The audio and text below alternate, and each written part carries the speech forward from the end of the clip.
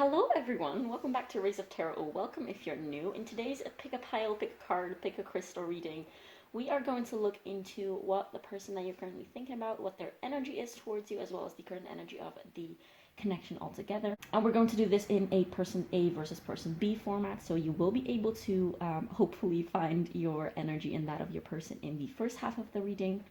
And then afterwards, we're going to look into the tarot about what else you need to know about this connection, perhaps in some things that went unsaid, as well as some advice and channeled messages at the end from your person. Okay, so I'm going to do a little meditation before we start the actual piles.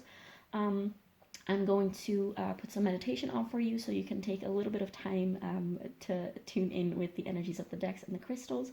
Halfway through the meditation, I will also show you the crystals for a little bit longer, so that you can also connect with those if you want. And but yeah, for now I'm just going to show them real quick so that also the people who don't want to partake in the meditation can see the crystals a little better. So for pile 1, we have the True Heart Tarot with this beautiful blue apatite tumbled stone.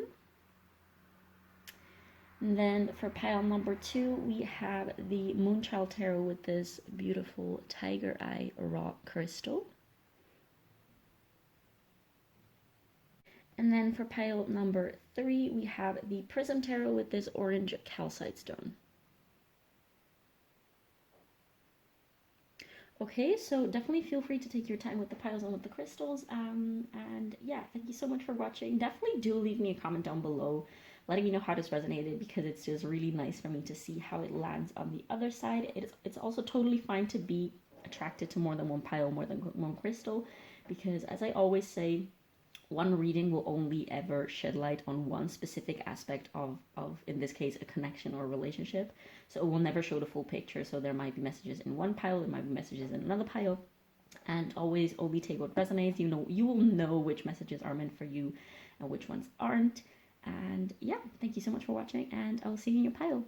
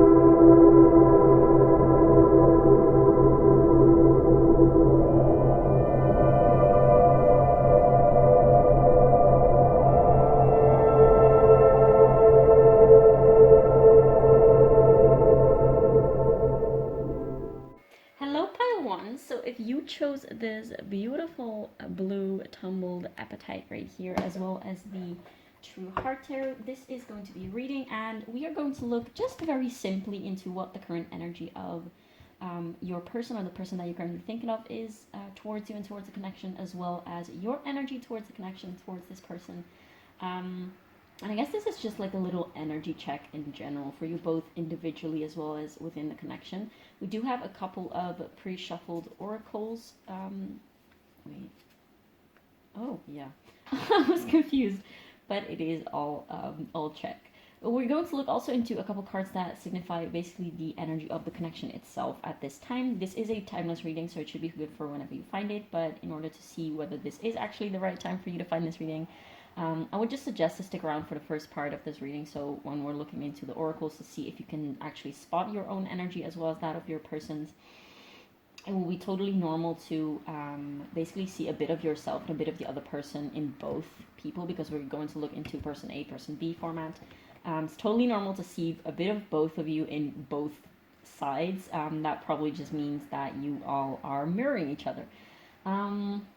Yeah, I'm not going to decide who you are as a watcher and who your person is. That will be up to you to decide by looking into these energies.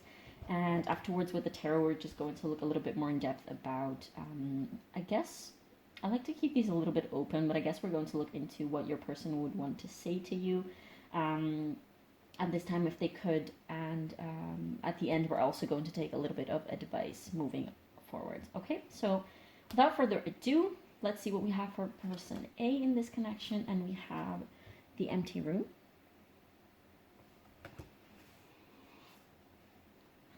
Then we have the Raven with Shaman. You are the creator and magician. Use your gifts for good. There is power in your wisdom and words. Connect with the elemental spirits and guide through the void. Claim your place as a keeper of all the mysteries. Wow. The next for person A, we have Union of Love. Embrace the beloved within your heart. We have Sagittarius with number 21 and IC. Number 3 could be relevant. And then lastly for person A, we have the root chakra with number 1. And this card reads, the frequency of the root chakra, the red flower of life, stimulates passion and supports our sense of security on this physical plane, both in our bodies as well as in the physical world. Is that on camera? Yes, kind of. Then for person B, on the other hand, we have the underworld. I think I'm gonna have to scoop these a little like this because we have a lot of cards. This should be visible on camera, yes. Next for person B, we have the dolphin with play. Swim in the happy joy of living. Inhale confidence and exhale fear. Dive into your wisdom. Go with the flow. Then for person B, we have make a change. Welcome change into your life.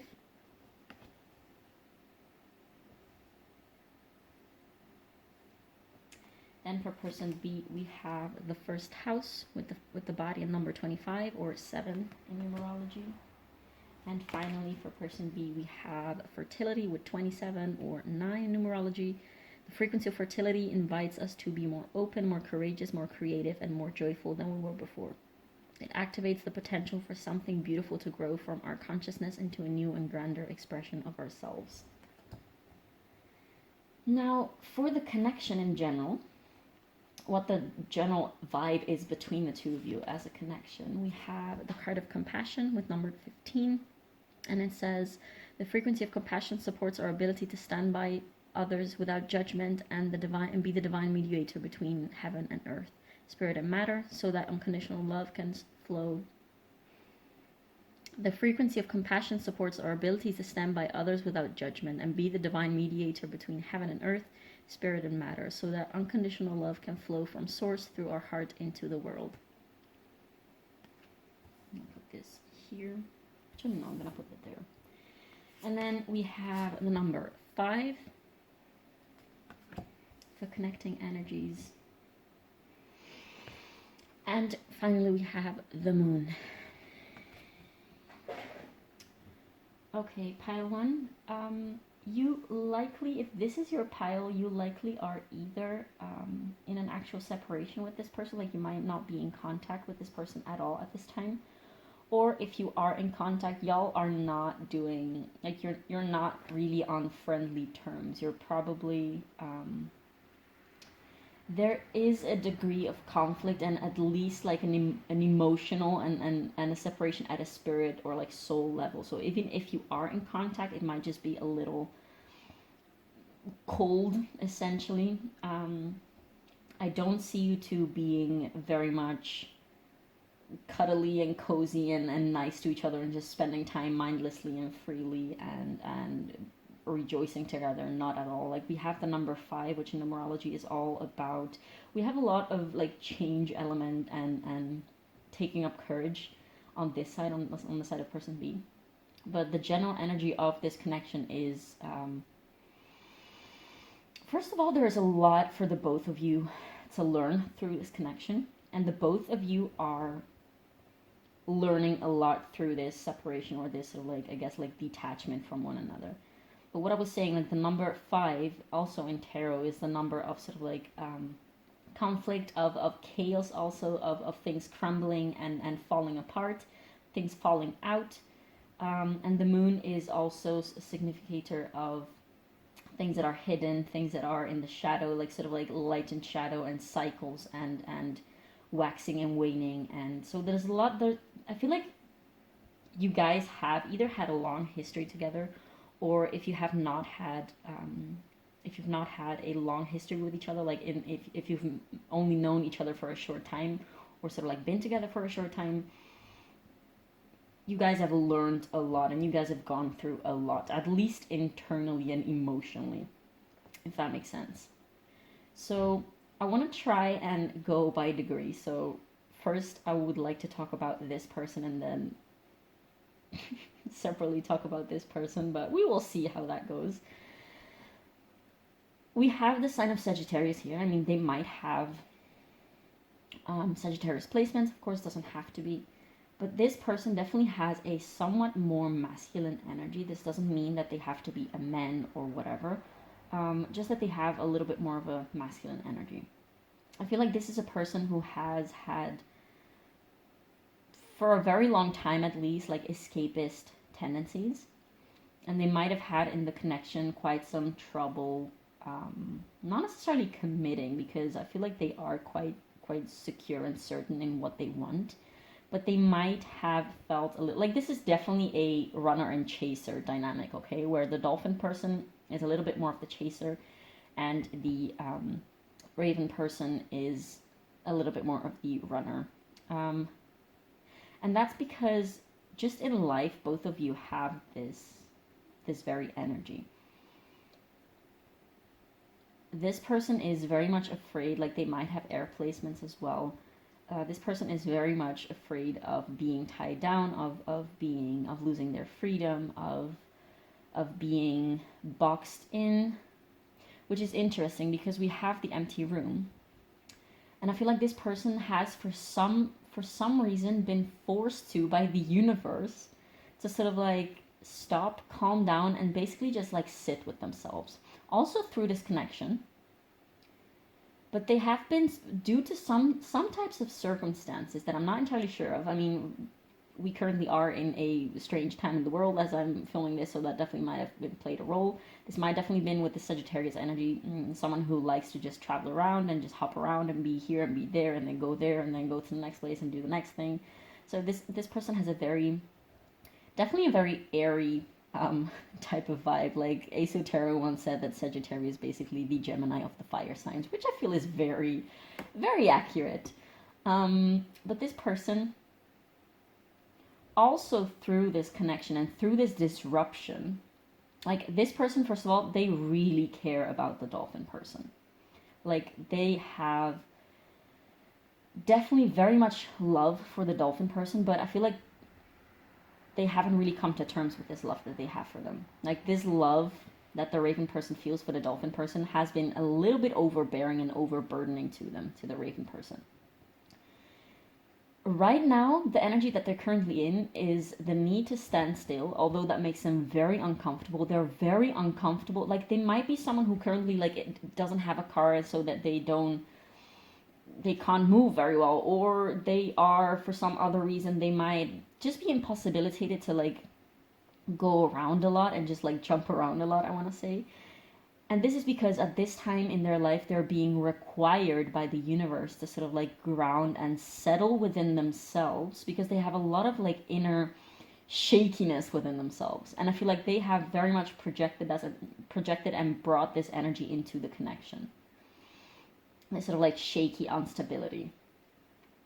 While on the other hand, this person right here has been on the other side a little bit, maybe overly, I want to say overly stable, although that's not a thing. But this person, like the dolphin person, is very much more in need of getting looser. Like this person, the Sagittarius, like raven shaman person, is a little bit more in need of getting grounded and getting still, whereas this person, also with this make a change card, is really much more in need of sort of like getting things going and getting a lot more movement and play and freedom and that kind of things.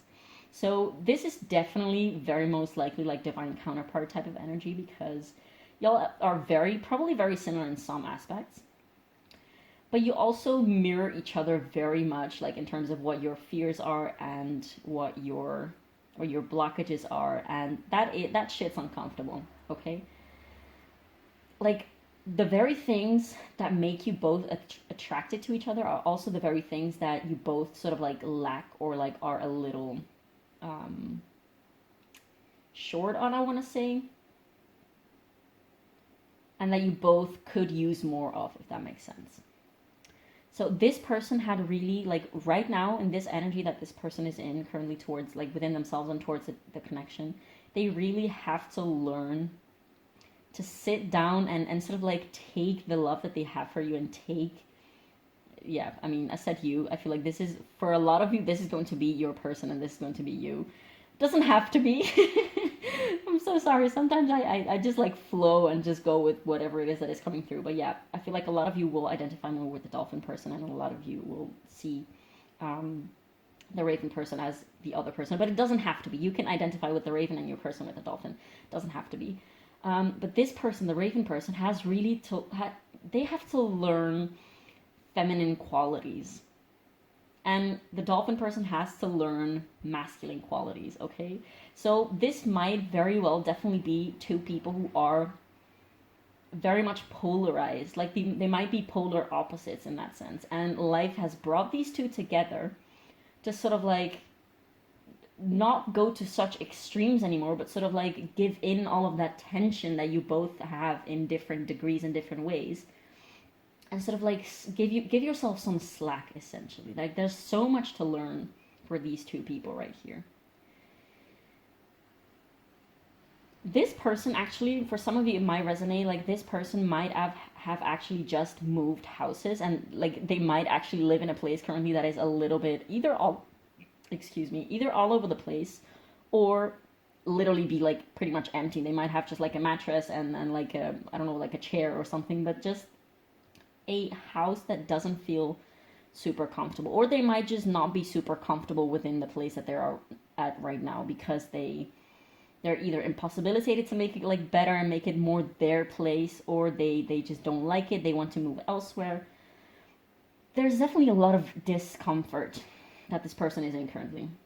First of all, within their own selves, and also on the outside. And of course, like the fact that they're uncomfortable with their outsides just reflects the fact that they're really uncomfortable with their own insides. Like this is definitely a person that doesn't like looking within, doesn't like sitting still, doesn't like having to be faced with their emotions, basically, and their feelings. Like they feel like having feelings burdens them, and sort of like that their feelings make them weak, I want to say. And they really have to learn that, and they can learn that from the dolphin person. They really have to learn that the feelings are there to be felt, and feelings are sort of like an inner guidance system that they harbor information, essentially, that they're not there to hurt you or anything. Like feelings are just conductors of information and of energy, essentially. Now, for the dolphin person, this on the other side is a more feminine type of energy. And I feel like that in this, like through, generally speaking, this person might be someone who is very bubbly, who's very just like joyous, and who's very, very quirky, very, very much like a flowery person, I want to say, just like energies of flowers, the energy of flowers. But through this connection, they have really sort of like discovered their shadow self. Like their shadow self came out to play through this connection. Also with this person, definitely. But this person has in and of themselves already like quite some, they were already displaying in their life like some shadow aspects, for instance, like that escapism and the refusal to look within, and sort of like, you know, that kind of things.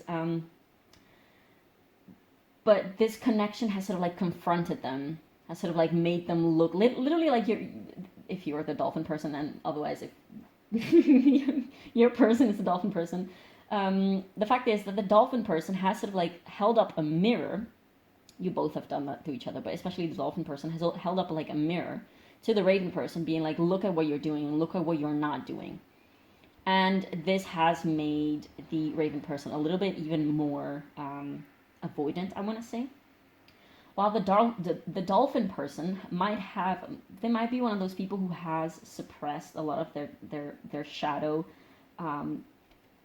their entire life because they wanted to be seen as good. That's also why I say they might be the more feminine energy of this spread, because of course, like, there is a little bit more of a pressure on, I guess, women in society to, be good and be nurturing and not get mad, and whereas it's more acceptable for men. Now I'm just strictly speaking in terms of like binaries, but of course, like, you understand what I'm meaning. This is not strictly for men and women. But it is generally more acceptable for men to sort of like be messy and be noisy and, whatever, spit on the street and stuff like that. So this person is definitely not so pressured on being, socially acceptable, whereas this person has, through this connection, learned all about their own shadow. And this is something that they're definitely coming to terms with now. Like, they have discovered that they have like ugly parts to themselves, whereas they've tried most of the time and most of their life to like suppress them and repress them and just not having them come out. And by doing that, they thought like, oh, so I'm not an actually angry person. Like, I don't have any anger, and I don't get jealous, and I don't get possessive. I don't get, all those negative traits. This person has thought for a long while that they didn't have those traits. Like, this is definitely a very younger energy, and this is a somewhat older energy. It doesn't have to be, but in terms of energy. And what the dolphin person, like the current energy of the dolphin person is, first of all, they have to learn. I want to say, first of all, they have to learn to love themselves, because they might be in,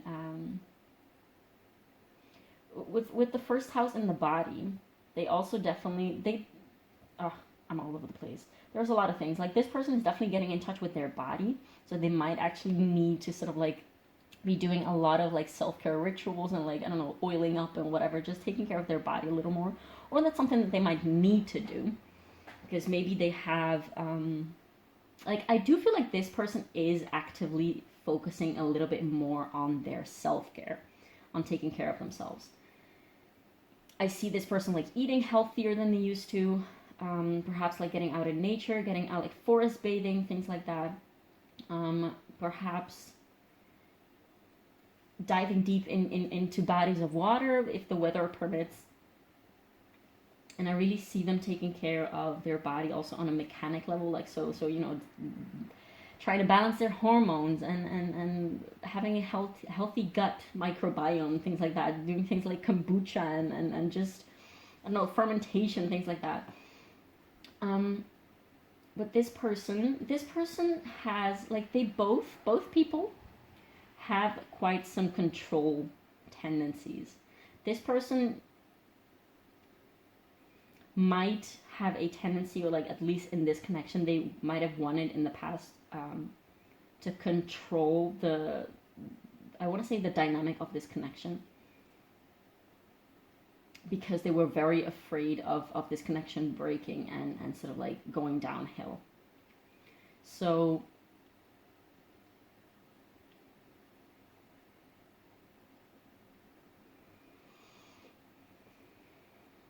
and this person most of all has sort of, I guess, definitely these two people have, like, I keep wanting to talk about both, like, there is definitely a lot to talk about this person, as I mentioned, but there's just so much going on. Both of these people have had to face their own demons through this connection, and both of these people, y'all have hurt each other, okay?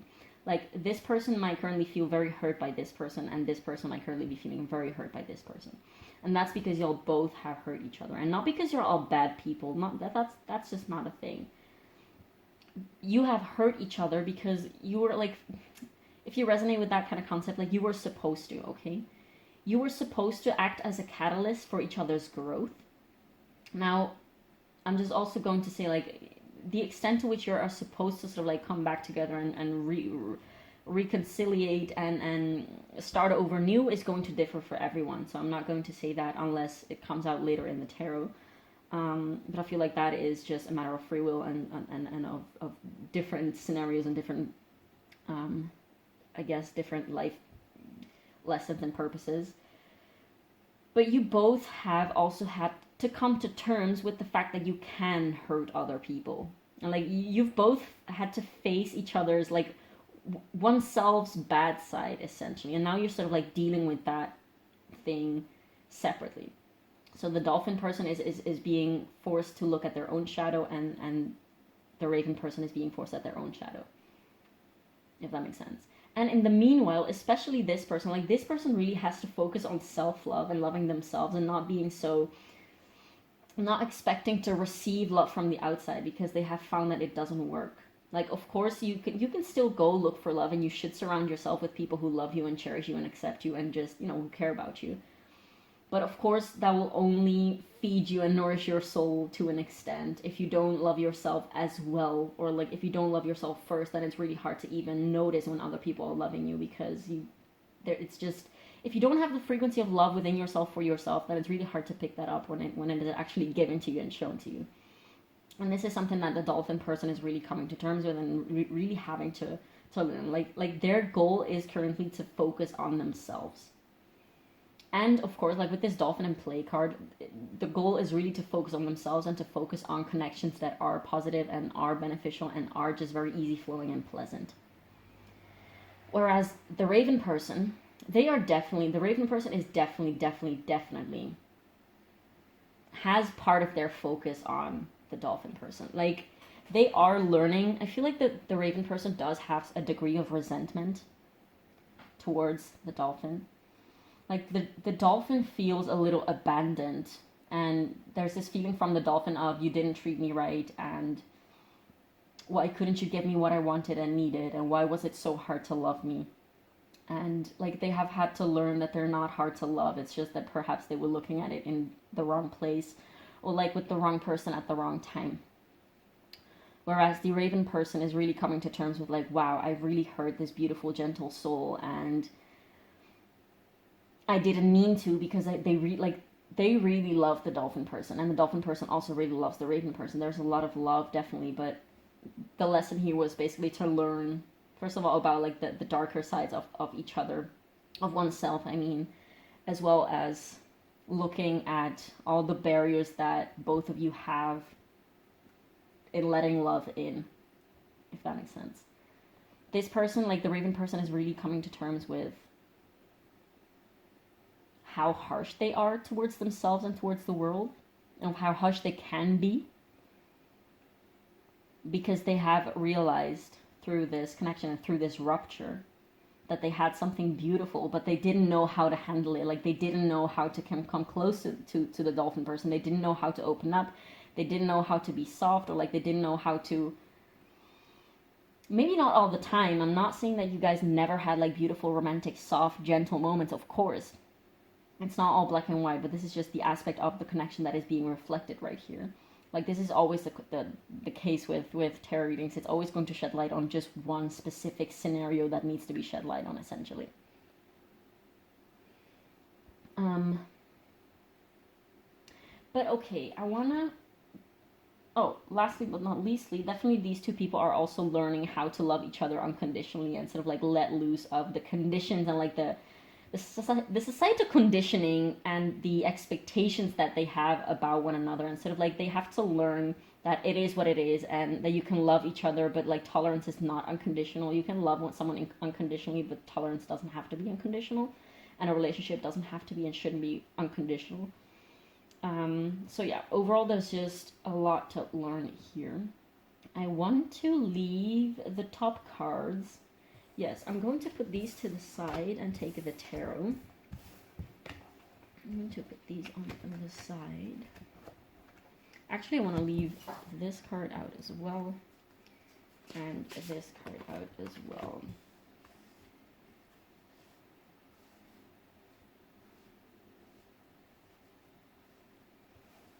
There you go. Now, what is... We're going to just ask, like, to go a little bit more in depth about what is going on currently in this situation, and perhaps some more lessons that need to be learned for the both of you. Just the energy of the connection, some things that need to be shed light on, some things that need to be talked about, I guess. This is the True Heart Tarot.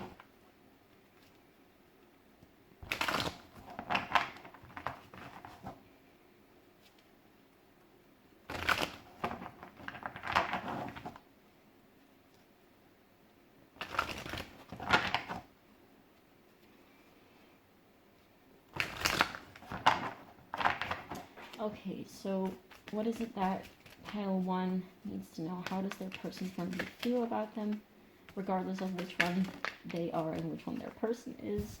We have the Star. Such a beautiful freaking card to start off this reading with. So yeah, for some of you definitely, and I do have a feeling that we will get like some cards that are more about the Raven person on this side, and some cards that are more about the Dolphin person on this side. So we're going to take 6 cards and then clarifiers. This person, the Raven person, definitely like, with all the love that they still have for the Dolphin person. From the Dolphin person, again, I'm not getting super much like that they're focused on the Raven per se, like they're really trying to focus on themselves. But the Raven person is definitely, they definitely do have the Dolphin person in their mind and heart. Although, like, they might just not be reaching out, and they might not be texting or, like, talking or meeting up or anything. Like, even if you are in separation, the Raven person definitely does have the Dolphin person on their mind. Okay, so we have way too many cards that we're not going to take, but we have the Sun. I'm just going to put these back. What else? What is the current energy of this connection? What do we need to shed light on at this time? We have the 6 of Swords. I feel like the first thing that came up into my mind while looking at this card was I will understand, like, especially when it's coming below the Compassion card. The Raven person understands if the Dolphin person has to move on. Like, they understand. They will not sort of like hold them back or try to bring them back, I want to say. Like, the Raven person wants the Dolphin person to do well, and that may be something that the Raven person has actually told, like literally told into words that would differ for all of you. I feel like this one wants to come under the Sun, but the Raven person really might have told in little words the Dolphin person that they are too much focused on other people. Like, you might be a water sign, it might be something like you might be a Scorpio or a Cancer or a Pisces. I mean, that's a water signs, but you might be someone who is very much overly invested in others and doesn't really think about their own selves, essentially. Or not that you don't think about yourself at all. But that's definitely something that the Raven Shaman person has shed light on, or like brought to the awareness of the Dolphin person. Oh, I'm gonna throw up everywhere. In a good way, though. Like, below the Sun, we have the 2 of Cups. Okay, what else? I think we're just gonna take all the cards for this side. No, no, I have to take these cards first. Okay, what about I guess the Dolphin's side? What do we have to know? What is this person's energy towards the other person? I don't know if this will happen in all piles that I'm taking these cards for this person and these cards for this person, but I know that I had to in this. Oh, yeah, the 4 of Pentacles. The Dolphin person is definitely keeping to themselves. They might even, like, post really cool things on social media of them sort of, like, going on around and them being all smiley and happy without showing the rest. Like, they might, or, I mean, they might just have like, started a new, I guess, social media channel, or take that as it resonates, but, like, they might have started, like, a new thing where they, like, either share, like, smoothie recipes or whatever, like, a recipe blog, something new about self-care and about, like, better living and about taking better care of yourself. And it might showcase that very much, essentially. And it doesn't have to be fake at all. Like, I don't get the idea that this is fake. Like, they definitely do have some degree of pain and sadness. So, like, they're really working hard through all of these feelings and things. And of course, like they don't have to sort of like show themselves crying on Instagram. I mean, if they want to do that, then sure, but they choose to focus on the positives. They choose to sort of like, they're really choosing, the dolphin person is really choosing to make something better out of their life. Like they know that they deserve better than how they've been feeling in this connection. Not necessarily that they deserve better than the raven person, because that's a very subjective, biased thing to say, but the dolphin person really is aware of how much they in need of a change, and we also have the change card in the oracles, but they're very much in need of how much they actually need to change their life for the better, because it hasn't really been making them happy before. Now, to clarify the Four of Pentacles, we have the Seven of Pentacles. They really wonder if the raven person is looking at them like through social media, if they're even thinking about them. They're really wondering, like, do they see how much I've grown? They would be very proud of me. Do I have to take these? Okay, well, this one wanted to come below the Six of Swords, and we have Judgment in reverse.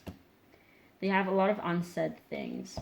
I might do a what they left unsaid reading soon, because that's been on my mind for a while. Now, I need to take these two cards, I guess, for below the star. And they are the Magician, which is interesting because with the Raven Shaman card, we have... Oh, you are the creator and the magician. Use your gifts for good. I immediately, like, this person might be a Gemini. It might be a Gemini.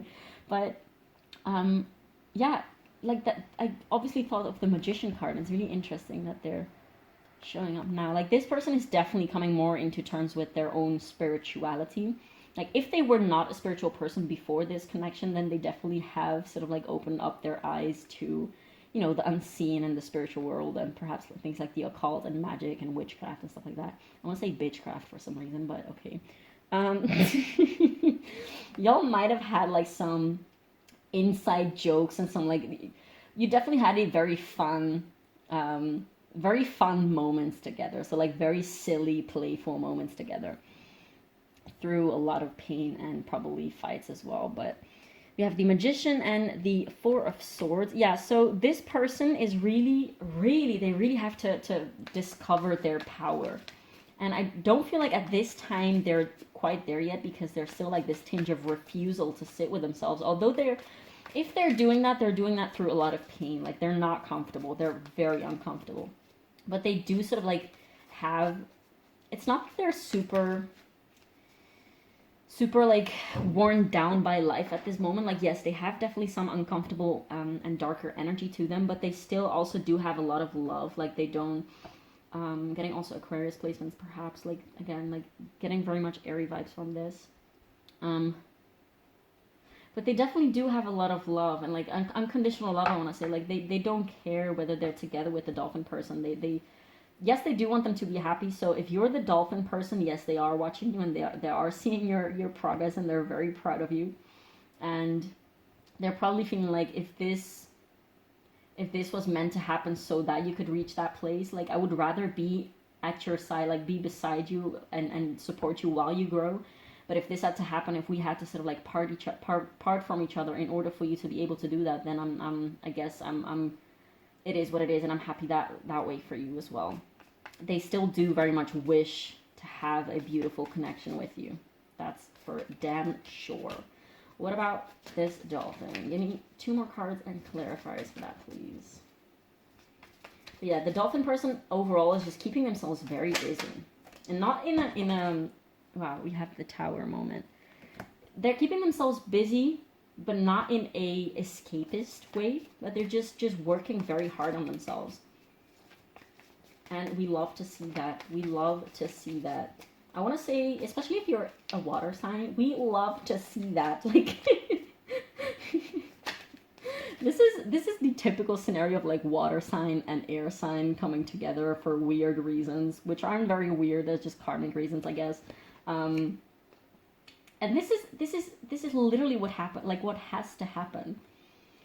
Air sign getting more in touch with their emotions, and water sign getting more in touch with their own badassness, and just, you know, getting out of their, I'm hearing like getting your head out of your ass type of thing. Don't take this in a bad way, but we have the Princess of Swords. You're also really, I keep want to say you because I feel like most of you will be this dolphin person, but the dolphin person doesn't matter if it's you or the other person or your person, they're really learning to speak more clearly and to gain more clarity about themselves. Like I want to say that they see themselves more objectively, and also with this Tower card with the eye, like they see also definitely both parties really see why things had to happen that way, regardless of what the outcome will be eventually. But both parties really see why this had to happen, and they're both grateful in that sense for the lessons. Yeah. What about this Tower card? What about this Tower card? That's way too many. What about this Tower card? There's a lot of eye imagery in this deck. So cool.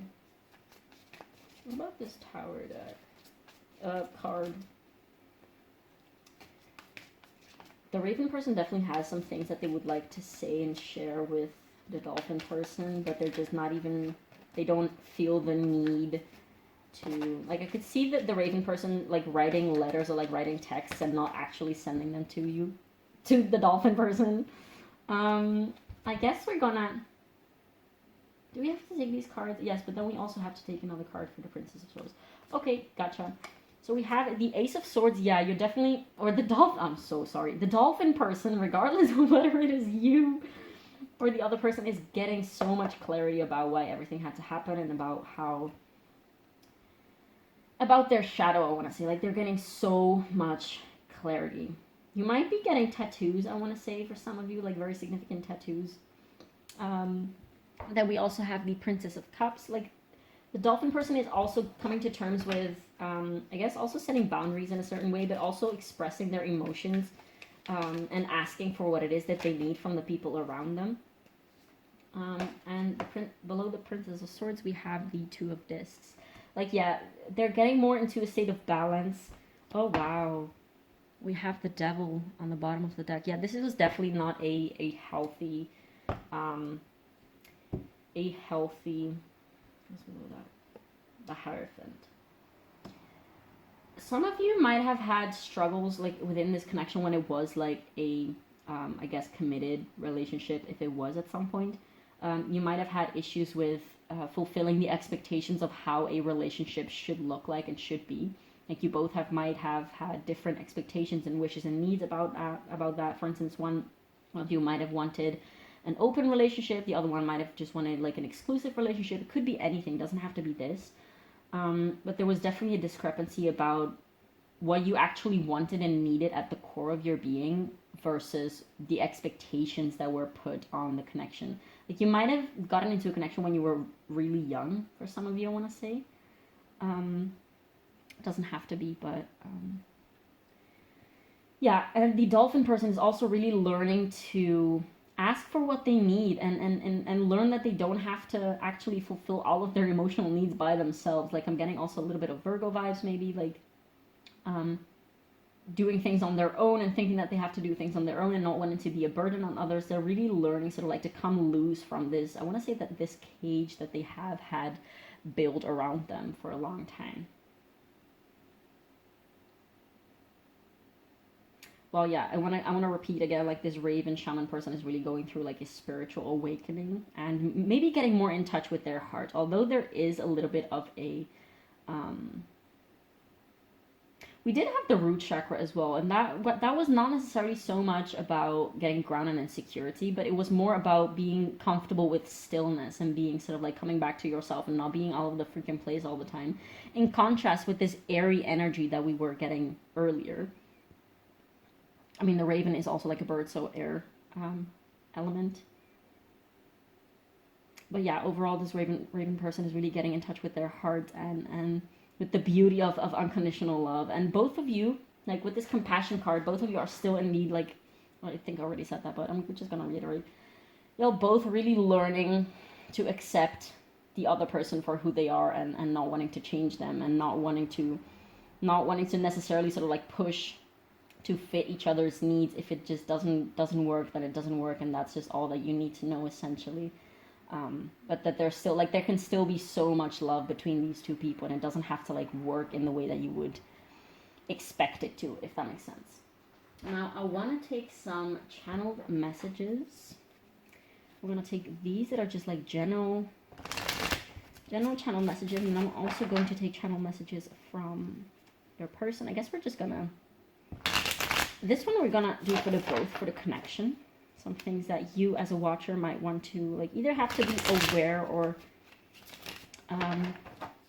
might need to know or take into consideration. What do we have for pile one? What do we have for pile one?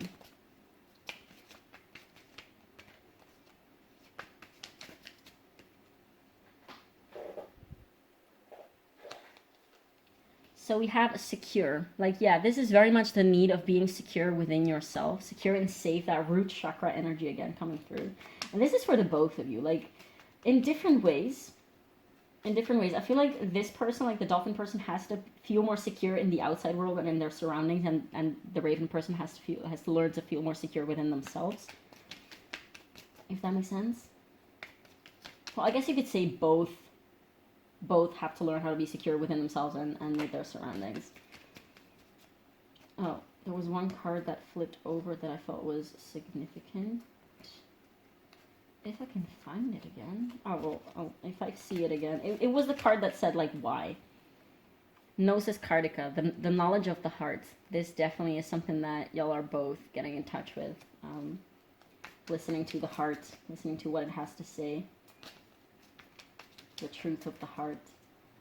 What else do we have for pile one? Humor. Oh, human. Yeah. Learn to be human. Learn that you don't have to be perfect, and learn that every human is different, and you can't expect to put humans in boxes, I want to say. And that you have to learn how to be human as well. Like you don't, the whole point of living life is so that you can learn, you can gather experiences. Like, you don't just get born with a lot of experience and a lot of knowledge, because that what would be the point otherwise, you know? Sharing. Maybe there is a need to share some things with one another about, like, getting some clarity. Maybe, I don't feel like for most of you it will be not at this time. I saw that card again. For most of you it will not be at this time, because at this time it feels like this connection is supposed to be like not together. Where is it? Why do I see it while shuffling? But oh, there you go. Why? And I feel like that is both something that you have been asking yourself, like, why did this have to happen? But you're both really gaining a lot of clarity in terms of that. Yeah. I don't feel like you both have the need, like, you're really not with your focus on one another. The Raven person definitely does have the Dolphin person in their heart. I would dare to say that the Dolphin person is trying to focus. Thank you. Oh, there you go. Like, you both are, at the end of the day, very thankful and grateful for each other and for the lessons. Definitely for the lessons. Like, this is one of those super... Oh, this was... doesn't feel relevant. It fell out right there. But, I don't recall what I was saying. Let's take channeled messages. All over the place. I want to take some channel messages for this person, like from the Raven person, and some channel messages from the Dolphin person.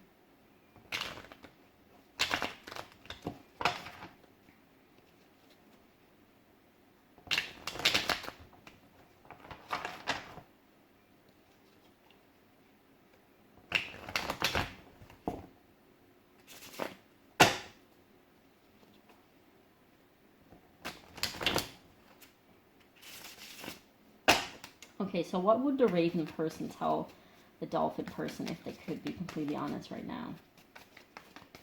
What does the Raven person want to say to the Dolphin person?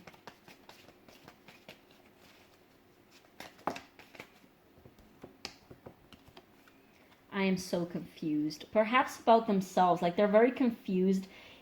The Dolphin person was the Raven's person's safe space in terms of emotions. Like, they felt very comfortable expressing their emotions with the Dolphin person, although they might have not.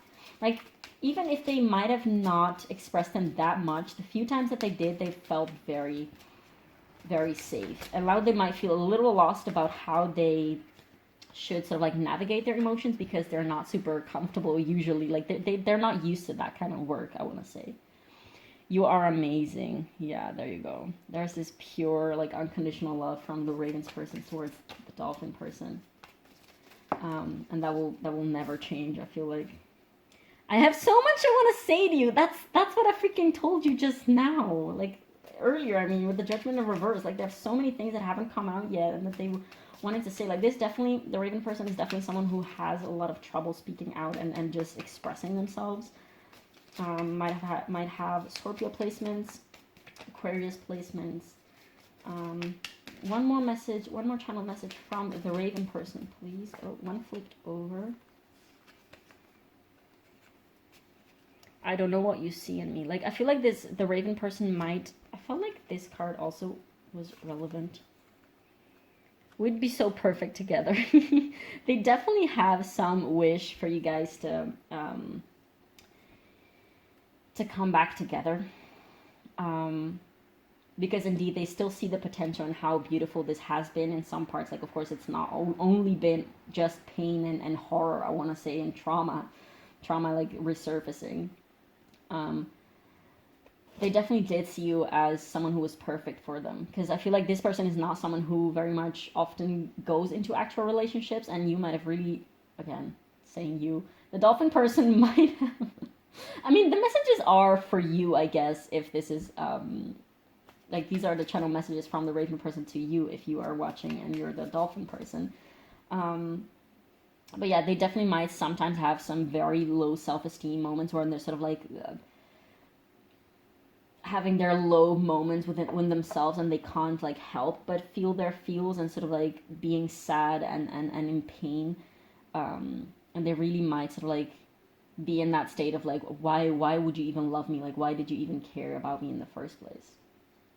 So what would the Dolphin person say to the Raven person if they could? If your person is the Dolphin, what would the Dolphin person say to you? What would the Dolphin person say to the Raven if they could? Oh! William, how are you? Oh my god! So, yeah, you're definitely, the Raven person is definitely on the Dolphin's mind as well. Like, they're wondering, again, they have, like, I feel like the Raven person is a little bit less active on social media, whereas the Dolphin person might be a little bit more active on social media. So the Dolphin person is, like, wondering, do they see me? And, like, also, how are they doing? Like, what are they up to? Because I don't really know. I don't really see what they're doing often. So, or, like, you might have blocked each other or something. Like, I don't know. I don't think that will be the case for most of you, though. But, yeah. The Dolphin person really is wondering how the Raven person is doing, and I think that's super cute. Talk to me, let's go deeper. This is definitely something that the Dolphin person has wanted all along. That's just something that the Dolphin person has wanted all along from the Raven person. What else would the Dolphin person... Something has flipped over, but I don't feel like that's relevant, so I'm just going to keep shuffling. If it will come out, it will. The Dolphin person, what would they say to the Raven if they could? What would the Dolphin person say? I'm going through so much right now. Yeah, so they are kind of getting their shit together, but at the same time, they are very much still in pain and dealing with these, like, shadows and, like, wounds. As I mentioned earlier. So they're definitely doing very well, but also still struggling a lot. What else would the Dolphin person say to the Raven person? What else with the Dolphin? Cards keep flipping over, but I guess we're not going to take them unless they come out. You look so beautiful. Oh. I guess that doesn't need any explanation. What else? One more. I guess we're taking two more. I need space. Yeah, definitely the Dolphin person is not... I don't feel like, for the most of you, the Dolphin person would not be up for like a rendezvous or sort of like to get back together yet at this time, because they know that they have to focus on themselves. Like, they can't help but feeling like they need to focus on themselves. But this also doesn't mean that they don't have love for the Raven person, because they do. I'm a mess. And they might feel like that sometimes. Like, I definitely feel like both of you, like, with this, I don't know what you see in me and I'm a mess. There's definitely a lot of, like, I wanna say, like, unprocessed, or, like, pain about this connection and this separation that hasn't, like, healed yet. And I mean, that's normal. Obviously, otherwise, if you would have completely healed from this connection, we wouldn't even have to do a tarot reading on it. But definitely both of you still have a lot of pain. I do want to say both of you like miss each other also, but I feel like the both of you are very aware. If one person, and I would say that it is this person for most of you, like the dolphin person, but for some of you it will definitely also be the raven. But it might be the case but that for some of you the dolphin person has set a boundary and been like, listen, I don't want to be in contact right now because I need space and I need to work on myself and I don't want to have this pain anymore.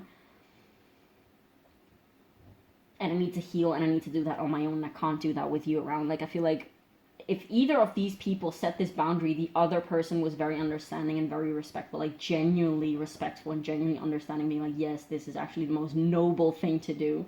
And feeling also very proud of how far the other person has come in terms of like making that decision.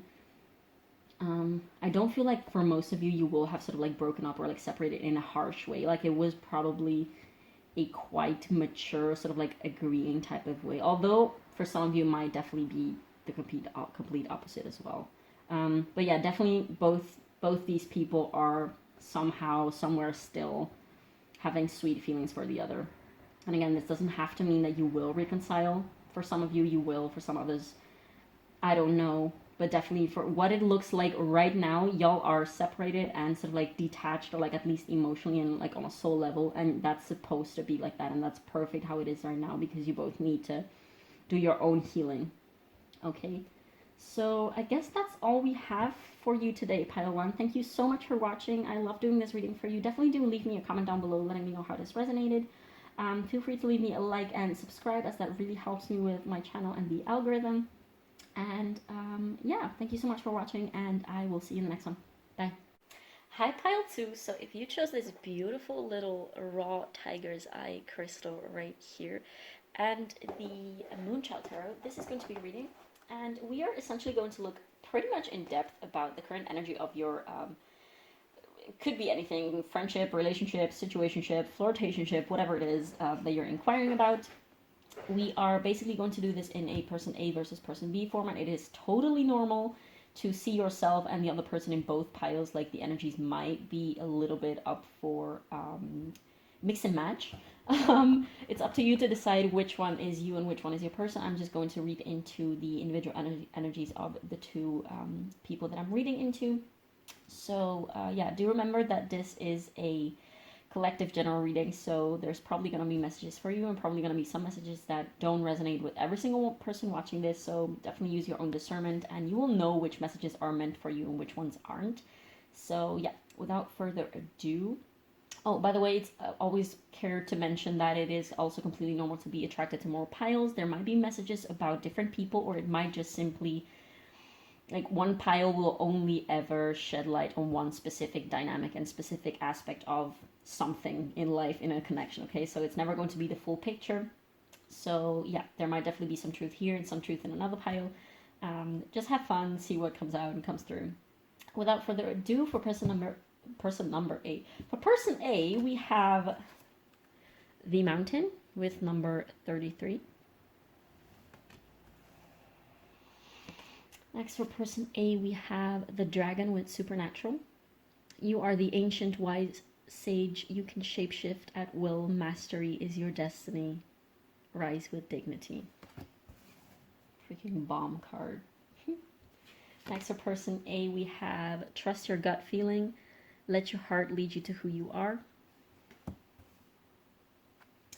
Then we have the Sun with number 1 and Spirit. And then for person A, we got 2 of these cards, which is the Sacred Geometry Activation Oracle. Coherence with number 13 or number 4 in numerology. And this card reads, the frequency of coherence supports our ability to harmonize the frequency of the heart with the frequency of the mind for an optimal ability to create the reality that we desire. Let's see if this is on camera. Pretty much, kind of. This should work. Yep. And then last card for person A is Consciousness with number 17 or number 8 in numerology. And this card reads, the frequency of consciousness supports our ability to focus our attention on all the multidimensional aspects that show up so that we can include them in our reality. Next, for person B, we have the sword with number 62, I believe. Yeah. L should be 50 in Roman numbers, but I'm not entirely sure. We have the sea turtle with protection for person B. You are the master of finding life's flow, be in harmony with the rhythm, and your path will unfold. Persevere and you will succeed. You have everything you need to be protected and happy.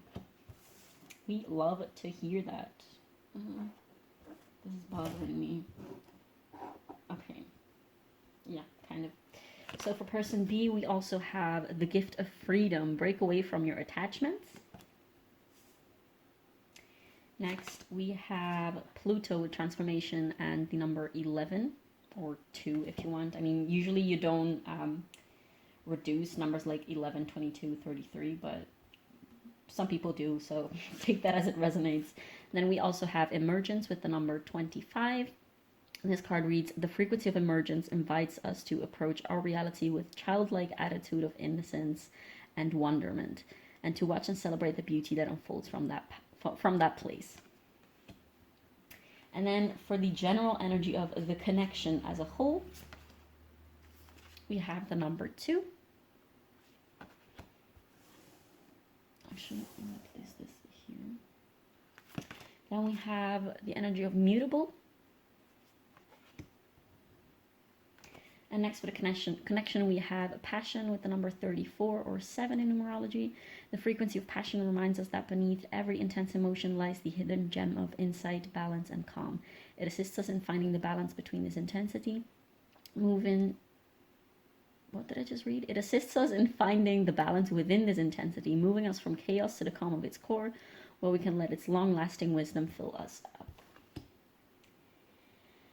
Okay, so in terms of astrological signs that might be relevant, again, doesn't have to be, these are just energy, doesn't have to be actual placements, but of course it definitely can be. We have Pluto with transformation, or duh, we have Scorpio with this Pluto transformation card.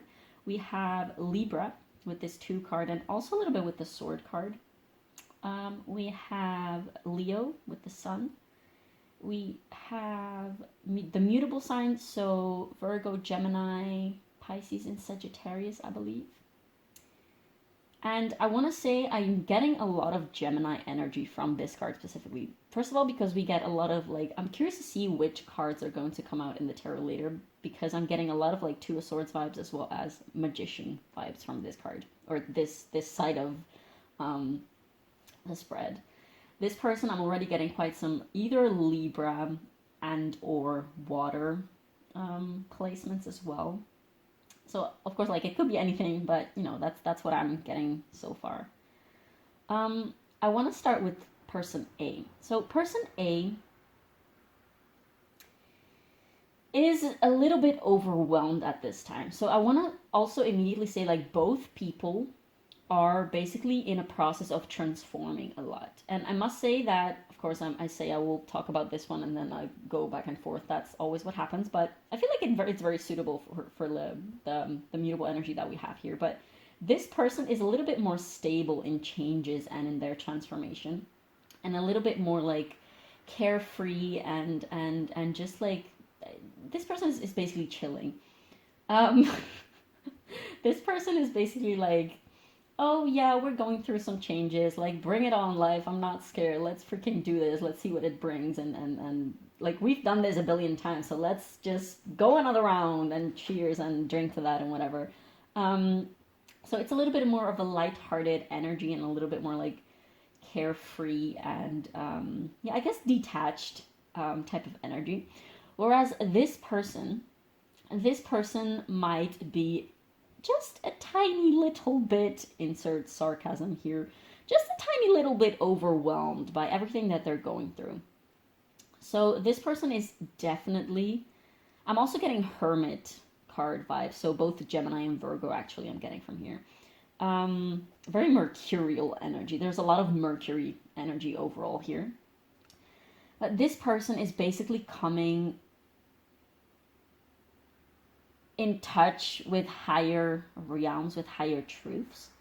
They might be discovering a lot of sort of like inner parts of themselves that they never even would have imagined. I want to say for some of you, this is not going to resonate with everyone, but for some of you, this person might have just had either their first experience with plant medicine trips or journeys or healing ceremonies, whatever, in theogenic plants, or they just had like a very significant, if it wasn't their first, they had just like a very significant experience with that. And if not, they might feel very called to go towards that direction. So take that as it resonates. This person is really coming to terms with, they have basically with the duality between their heart and their mind, and that's why I'm mentioning like the Two of Swords cards, because this card also says trust your gut feeling, let your heart lead you to who you are. And the coherence card is all about harmonizing the frequency of the heart with the frequency of the mind for optimal ability to create the reality that we desire. There's a strong element of manifestation. So like these two people might be, y'all might be friends, y'all might be in a relationship, y'all might be even in no contact. Like this doesn't portray any specific type of situation, so it could be any type of connection. This person, I feel like they're becoming aware of what it means to manifest something in life. And I feel like a candle just went out. Should I light it again? I think I'm gonna light the candle again. Hold on a second. Okay, so it smells like birthday party now. But moving on, I don't recall exactly where I was, but I was pretty sure I was talking about manifestation. This person is definitely very much overwhelmed, and they're getting in touch with, I guess, spirit, with the divine in that sense, and with the truth of their heart. They're probably realizing and awakening to the fact that they are the universe becoming aware of itself, and this kind of freaks them out. It's kind of cute, because I feel like this person, I feel like for a lot of you, you will be this person also, because person B is a little bit more like comfortable within their like within the spiritual realms and within spiritual awareness and all that, whereas this person is a little bit more of a noob. Like it doesn't have to be, you could definitely be the dragon mountain person, but it's kind of cute because I feel like the sword person, like the sword sea turtle person, acts a little bit as a sort of like comfort blanket and like safety net for the dragon person. And the sea turtle person might also just, I also want to mention like the sea turtle person has a little bit more of a feminine energy. Doesn't have to be, because I'm getting a lot of also like LGBT vibes. So both of you, or like either of you could be more like gender fluid, or doesn't really matter, but like I'm getting a little bit more of a divine feminine energy from this side and a little bit more of a masculine energy from this side. Not extremely, so this is not like extreme, like completely feminine and completely masculine. So take that as it resonates. But definitely like the sea turtle person, it can act a little bit as a guide, or like as a comforting, sort of like cozy, snuggling comfort blanket for the dragon person when they get so overwhelmed. Like the sea turtle person might not even be aware, like they might have an idea, but they might also not necessarily try all the time to like actively bring comfort to the dragon person, but sometimes by just the things that they say, or just by their energy and their own vibe, just the things that they do, just how they go along in life, like the dragon person sees that and hears the thing that the sea turtle person says and does, and it brings them a lot of comfort. Like the sea turtle person might come through with very much like, I guess, more grounded and stable and secure like insights and attitudes that the dragon person finds a lot of comfort in. Like this dragon person might definitely have a Mercury moon or a mutable moon, or an air moon in general. So Gemini, Virgo, Libra, Aquarius, or Sagittarius, or Pisces moon. But yes, basically the dragon person gets very, like the sea turtle person has a very grounding effect on the dragon person. And the dragon person is really coming, they might also starting to get interested in things like chakras wisdom and star seed energy and sacred geometry and meditation and yoga, all those kind of things. Like they are a little bit more of a noob. And I feel that like they're a little bit overwhelmed by everything that is coming at them at this time. Like they're being confronted with so many different energies and so many different things that could be, potentially like lead them to the truth of who they are, like the truth of the universe. Like they sometimes don't even know where to start. Like they might also have like an air or mutable rising sign as well. There is a tinge of nervousness to this person, definitely. Whereas the turtle person is a little bit more stable and a little bit more chilled out and relaxed.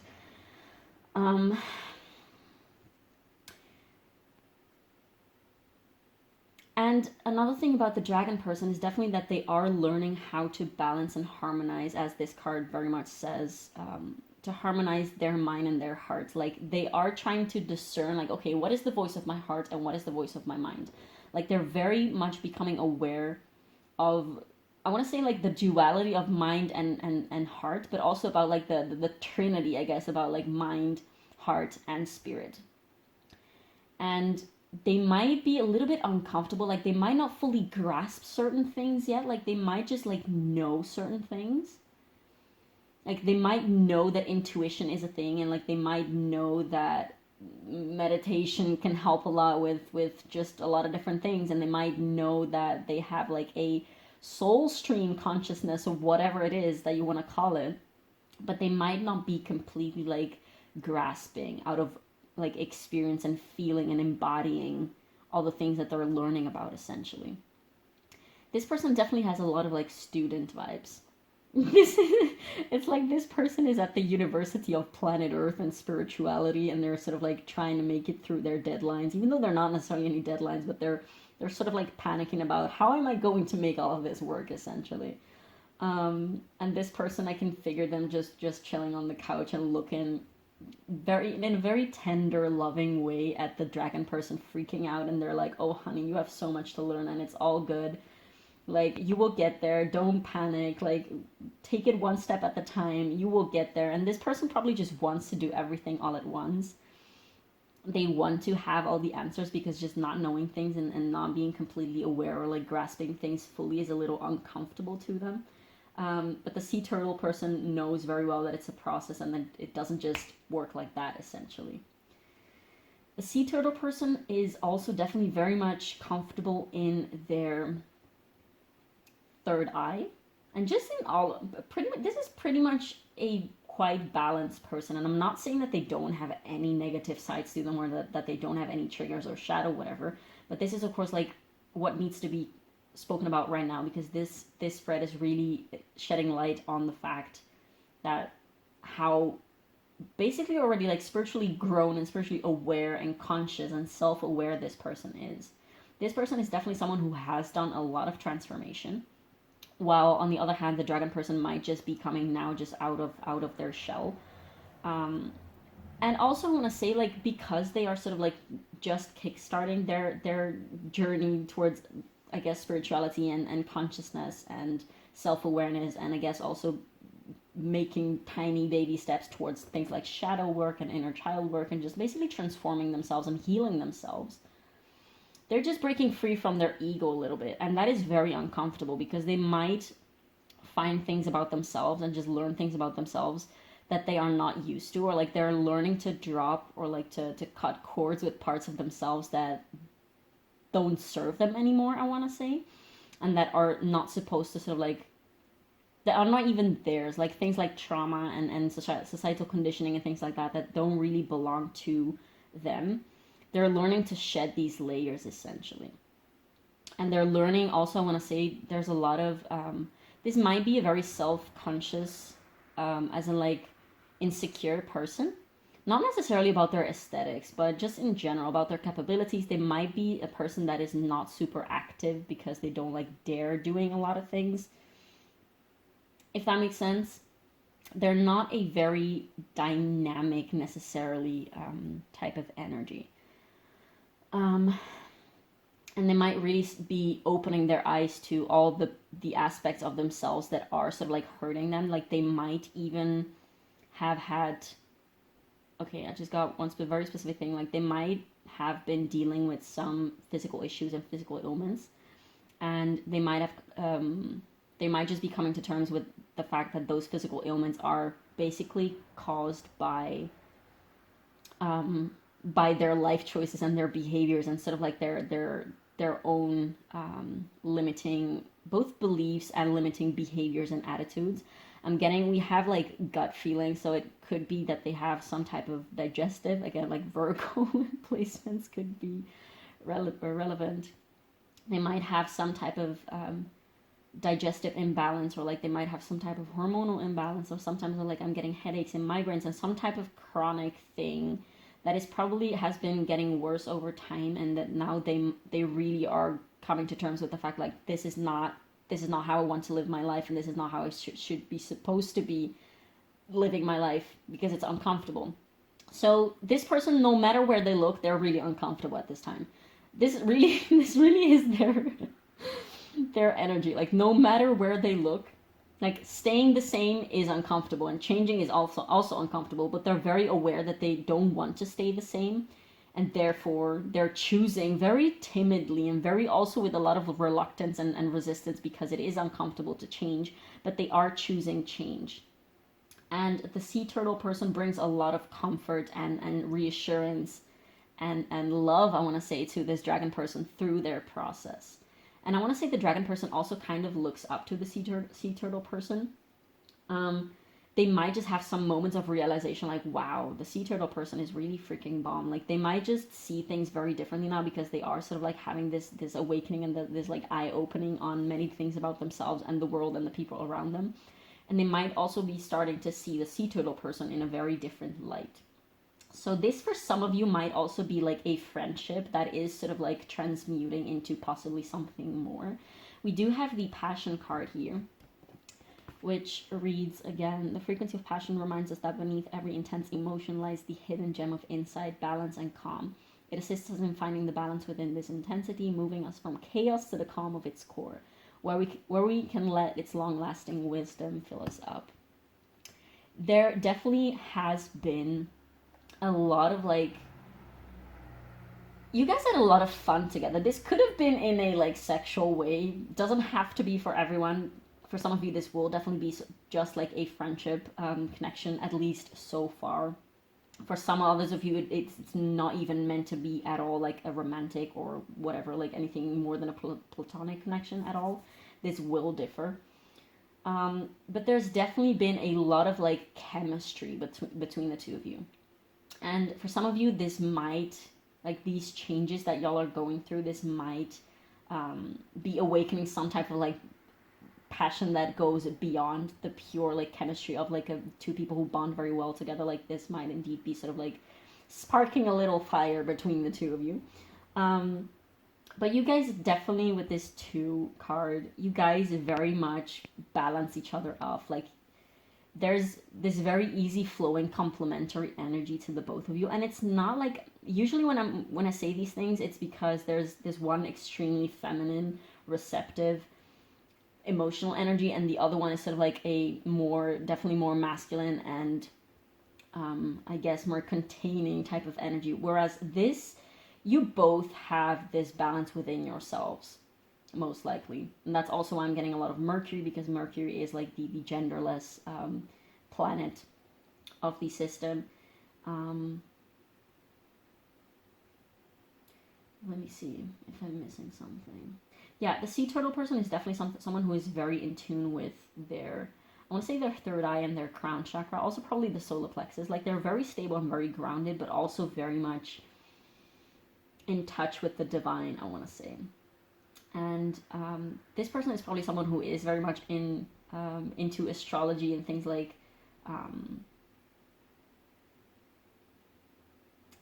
they might watch Gaia TV, like the streaming thing. That's just something that came through very randomly. And this person, I feel like they have been doing a lot of inner child work, and they have, like, the fact that they are right now so secure and stable within themselves didn't come out of nothing, essentially. This person has had a lot of work in their past. Like, they had to work very hard in their past to reach the point that they are at right now. They might also be like, if they're, the sea turtle person is a very independent person, and they have very much love and affection for the dragon person. And in terms of like, yeah, in terms of attachments and like actually like affectionate feelings for one another, these people definitely love each other in whichever way, like, can differ. Again, doesn't have to be in any specific way, but there's definitely a lot of love and care and affection. But the sea turtle person is not very much attached. They're not very much attached to any specific outcome. The sea turtle person is just like, you know, we're flowing and we're vibing, and whatever happens, happens, and I'm fine with anything. Like, I don't necessarily, let's say that the sea turtle person does have some type of like romantic interest, or romantic deeper feelings for the dragon person. They're not necessarily going after it super actively. They're not like pursuing the dragon person in that sense. They just care about hanging out, and they just care about spending time, and whatever will be. If we're friends, then that's perfectly fine, and if we get a little bit deeper than that, then great, that's just like a big bonus. But it doesn't have to be any specific way for the sea turtle person. Whereas if the dragon person actually does have some like deeper romantic feelings for the sea turtle person, they might be also a little bit sort of, yeah, I guess that insecurity that comes out as well in front of the sea turtle person, because they are a little bit, they have like these doubts, this like mental chatter going on, like, oh yeah, I really like the sea turtle person. This is definitely also, by the way, very young energy, so it's not, yeah, I do feel like that for most of you, this will not be an established relationship. It might also as well be a very young connection, in the sense that you have only recently met each other.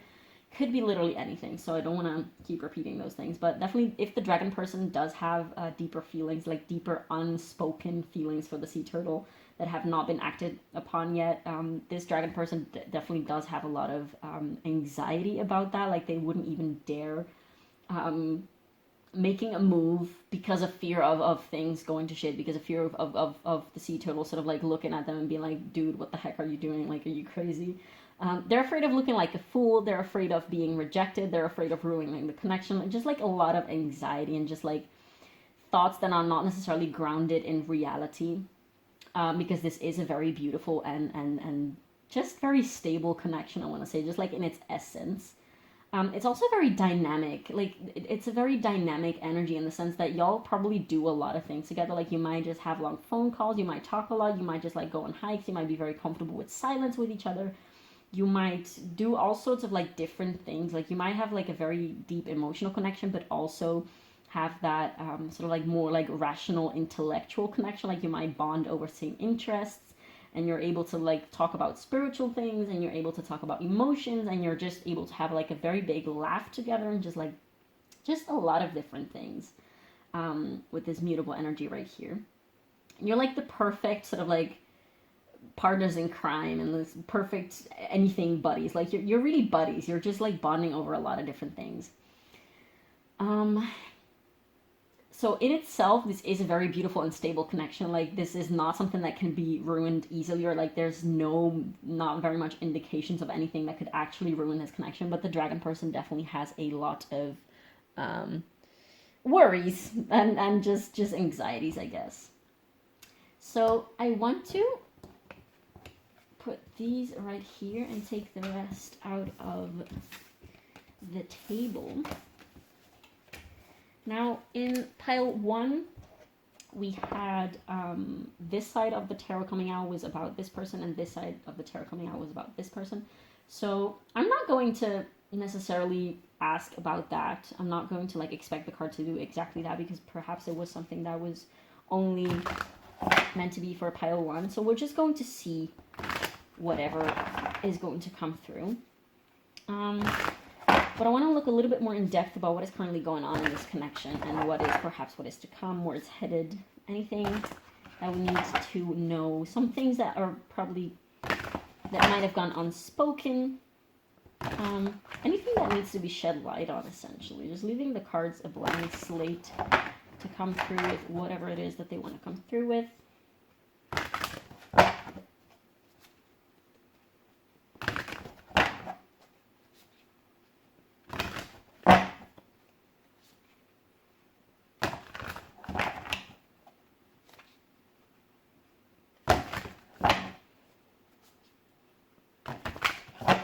Okay, so what do we have about this connection? What is the current energy of this connection at this time?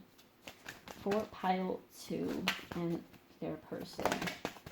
Okay, so we have the Wheel of Fortune, which wanted to come out in the very middle. That is too many cards, so we're going to do that again. What else do we have for this connection? What is currently going on?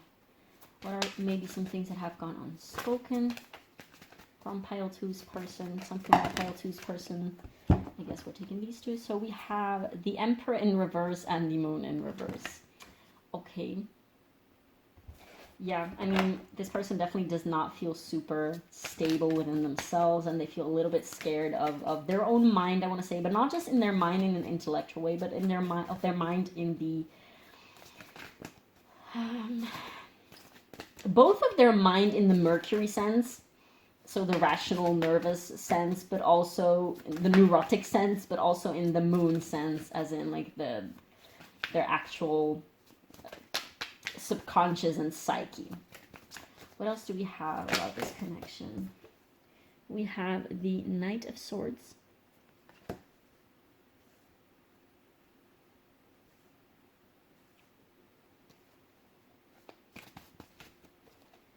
What else do you have to know about this connection at this time?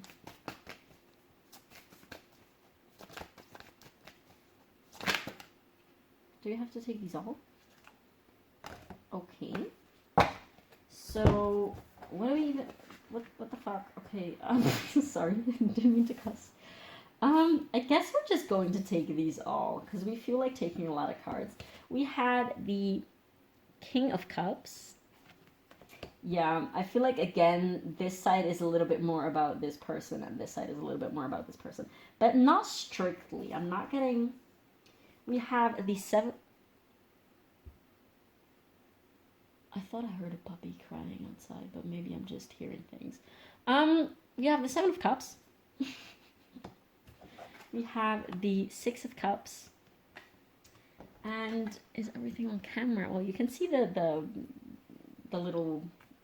a little part of the Emperor. That's, you will have to do with that because the table space is just limited. And we have the Devil. So yeah, there's definitely either, like, for some of you it will be from both sides, but not for everyone. There is definitely some fear of this connection sort of like getting ruined and becoming a little toxic.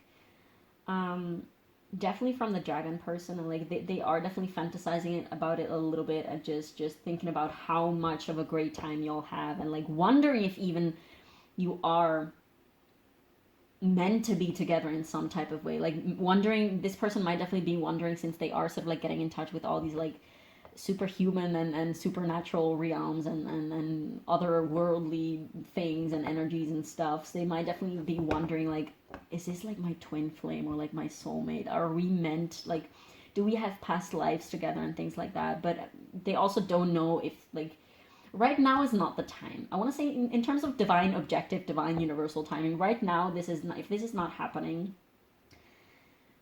which I feel like is the case for most of you, but like for right now, this is not happening. This is just because it's not meant to be happening right now, because there's more things that have to happen within you guys individually, especially with this person, because this person is definitely the more hesitant. Like the sea turtle person is just chilling. Like they're just chilling. they're just chilling. And I feel like whenever the both of you, like, I don't know if I mentioned it already, but I feel like most of you watching will be the sea turtle person. Yeah, I think I did mention it, but it doesn't have to be. You definitely can identify with the dragon person, with the dragon person. But whenever the both of you, like, either together or individually think about, like, past memories of yours and, like, the good times that you had, and, like, maybe when you're expressing to each other, like, oh, we have such a beautiful connection, and look how cool our chemistry is and everything. The sea turtle person is just basically just filled with love and just genuinely happy to think about those things. But the dragon person gets really nervous and anxious about it, because they're like, what if we never have any good memories together again? Like, what if I gave all that I have to give and now there's nothing left interesting about me? Like, they're very insecure about. They're very anxious. I want to say they're just very anxious, and they're really worried about. How do I say this?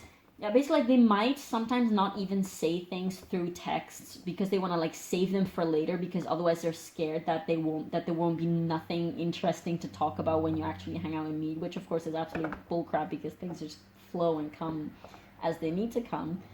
Um, but there's definitely a lot of worry and a lot of anxiety in this dragon person.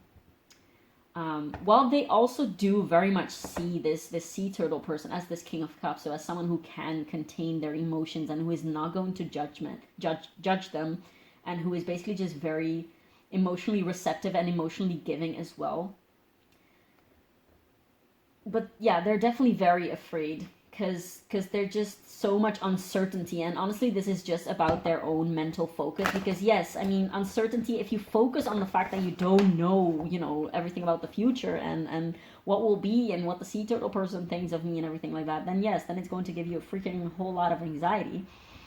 But at the same time, the sea turtle person knows that, like, the sea turtle person lives as much in the present moment as, like, physically speaking, as the dragon person, but they're not constantly worrying about, what if, and it's just all about mindset and about, your own energy and what you do with the information that you have or don't have, essentially. Now, I want to take clarifiers. So what do you have for the Emperor? What about this Emperor card? Okay. Yeah, the Ten of Wands. They do feel like they're not good enough, I'm hearing, because they are aware of the fact that they're very insecure and not super confident, and they feel guilty about not being confident. Like, they have anxieties about their anxieties, essentially. What about this Moon card? Oh, you can see this card, but I can try and scoop it over a little, because I want you to see at least a little bit of the cards. Can you see? Well, you can see, okay, a little. What about the Moon card? No, that's not what we're going to take, because that's too much. We're not going to take the whole deck. It doesn't work like that. So what about the Moon? What about the Moon? Talking to the moon. Eclipses might be relevant. Like, y'all might have inside jokes about Twilight or something, or joke about Twilight, probably. Do we have to take them both? Okay, we're just going to take them both. We have the Four of Swords. Yeah, this person, due to their anxiety and their sort of like mental anguish, I want to say they also sometimes, the dragon person definitely might, they have a lot of like Gemini, just air energy in general, but they might like ghost the sea turtle person sometimes. Just out of anxiety, not because they don't want to see or talk to the sea turtle person, but just because out of anxiety, they're like, I don't know, they're just overwhelmed, and they let themselves be taken over by this anxiety, and then they just don't do anything. Like, somebody once told me, and it was literally something that made me laugh like a lot, but they basically said, like, yeah, I didn't know what to do, so I didn't do anything. That was funny, because I was like, yeah, same. But yeah, this is essentially what this person sometimes does when they get overwhelmed. They're like, I don't know what to do, so I'm just not going to do anything. The Wheel of Fortune, the Hierophant, what I literally just said now, like, they're definitely wondering if y'all are meant to be together, if you will be together eventually, like, if perhaps also if you're supposed to, like, settle down together with each other, like, yeah, they're just wondering, like, what is the divine purpose of this connection? Well, they might also be overwhelmed by that very aspect. So, like, what are we meant to be doing together? Where are we meant to be going, instead of the sea turtle is just going and just doing and just being, whereas the dragon person is sort of like worrying, rather than going and being and doing. The dragon person is sort of like analyzing it. He's like, okay, so what is happening, and what does it mean? And the sea turtle person is just like, I don't care. I don't know. I don't care. Let's see what this means and where it brings us. So, like, let's go, buddy. Let's freaking, like, go, And the dragon person is like, no, wait, I have to have everything figured out before I make a move. Because again, if they don't know what is happening, then they just don't make a move. But it also doesn't work like that, because unless you actually, like, if you only ever, paralysis by analysis, this is literally like a case of paralysis by analysis. They're paralyzed by their constantly overthinking and over-analyzing of everything, and the situation especially. But the thing is, you can't know what will happen unless you actually go and do and just go with it and go into it. Like, if you keep not doing anything, then you always will keep wondering, because you don't because nothing is happening, and you will always wonder what is happening.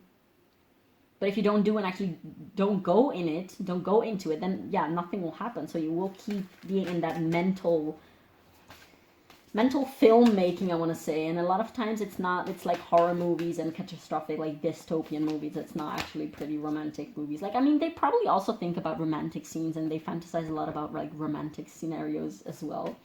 But most of the time it's like catastrophic apocalypses scenarios.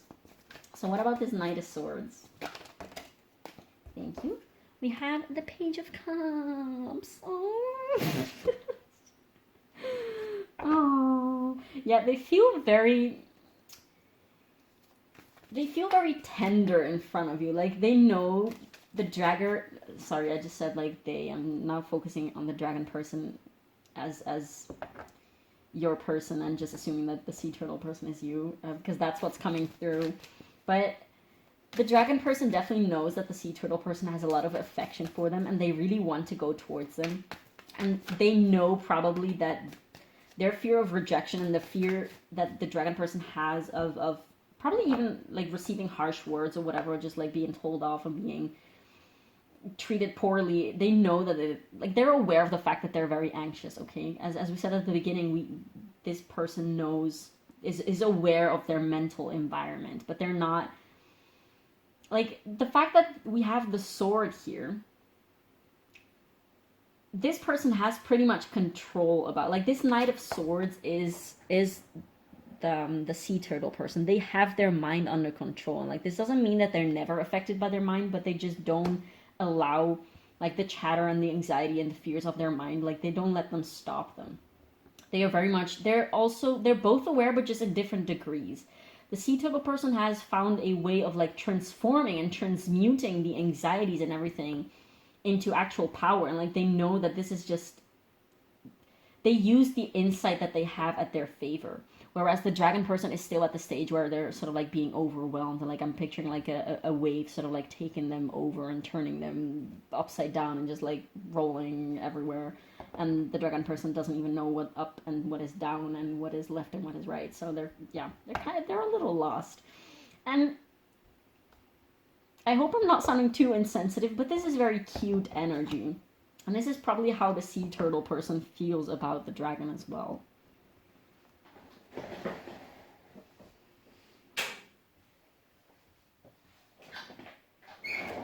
But all in all, the dragon person is very welcome to like open up to the sea turtle, and both know. But yeah, the dragon person sometimes might just be a little too scared and anxious to actually go towards the sea turtle person. What about this King of Cups? What about the King of Cups? Oh, cat hair. We always have some type of like cat hair featuring in my videos. Isn't that nice? King of Cups. What about the King of Cups? Do I need to turn the blinds down a little? I think this is somewhat better. So what about this King of Cups for pile 2?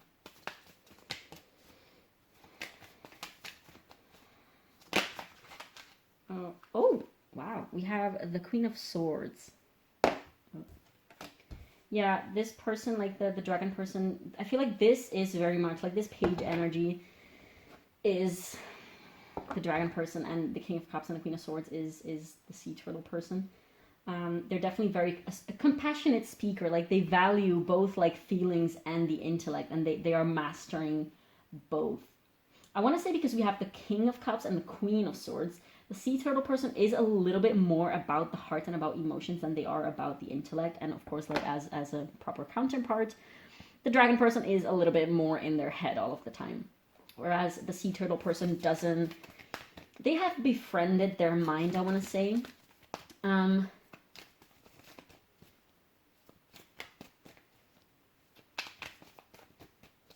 Yeah, and they know that they have, like, they know how to protect their own energy, also from their own demons, I want to say. Like, the sea turtle person definitely has faced a lot of demons, both inside of themselves as well as on the outside. And they are just, they have done a lot of healing in the sense that, like, a lot of things don't affect them anymore. and they are pretty grounded and stable within who they are. Oh, like, look, we have the Hermit, which is the Virgo card, and something that I said earlier that the vibe that I got from this person. Seven of Cups, the Hermit. Yeah, definitely there's a lot of overthinking, which again, you might both be fantasizing about how this would be, if y'all got together in a more deep, intimate way, I guess.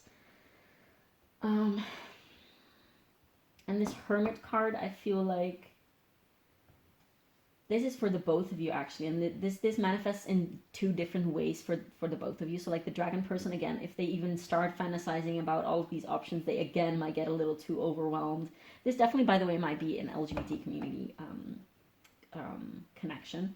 So there might be definitely some like outside influences also with this Hierophant. Like there might be some fear also because of that. Perhaps this dragon person might be someone who is indeed like LGBT plus, and the sea turtle or not. It doesn't have to be, could be both. Neither, it doesn't have to be either, but definitely as soon as the dragon person starts fantasizing or like thinking about what could be and what should be, they sort of like retreat a little and they think that they should keep more to themselves. Like they might also be afraid of like being a burden to the sea turtle person. But how this Hermit card applies to the sea turtle person is actually like they take everything that is happening as with a very inquisitive energy. So like, okay, so what is going on and what is this teaching me and what is this telling me about myself and what is this telling me about where I'm at currently on my journey. With not a lot of anxiety, yes, with a lot of curiosity and a lot of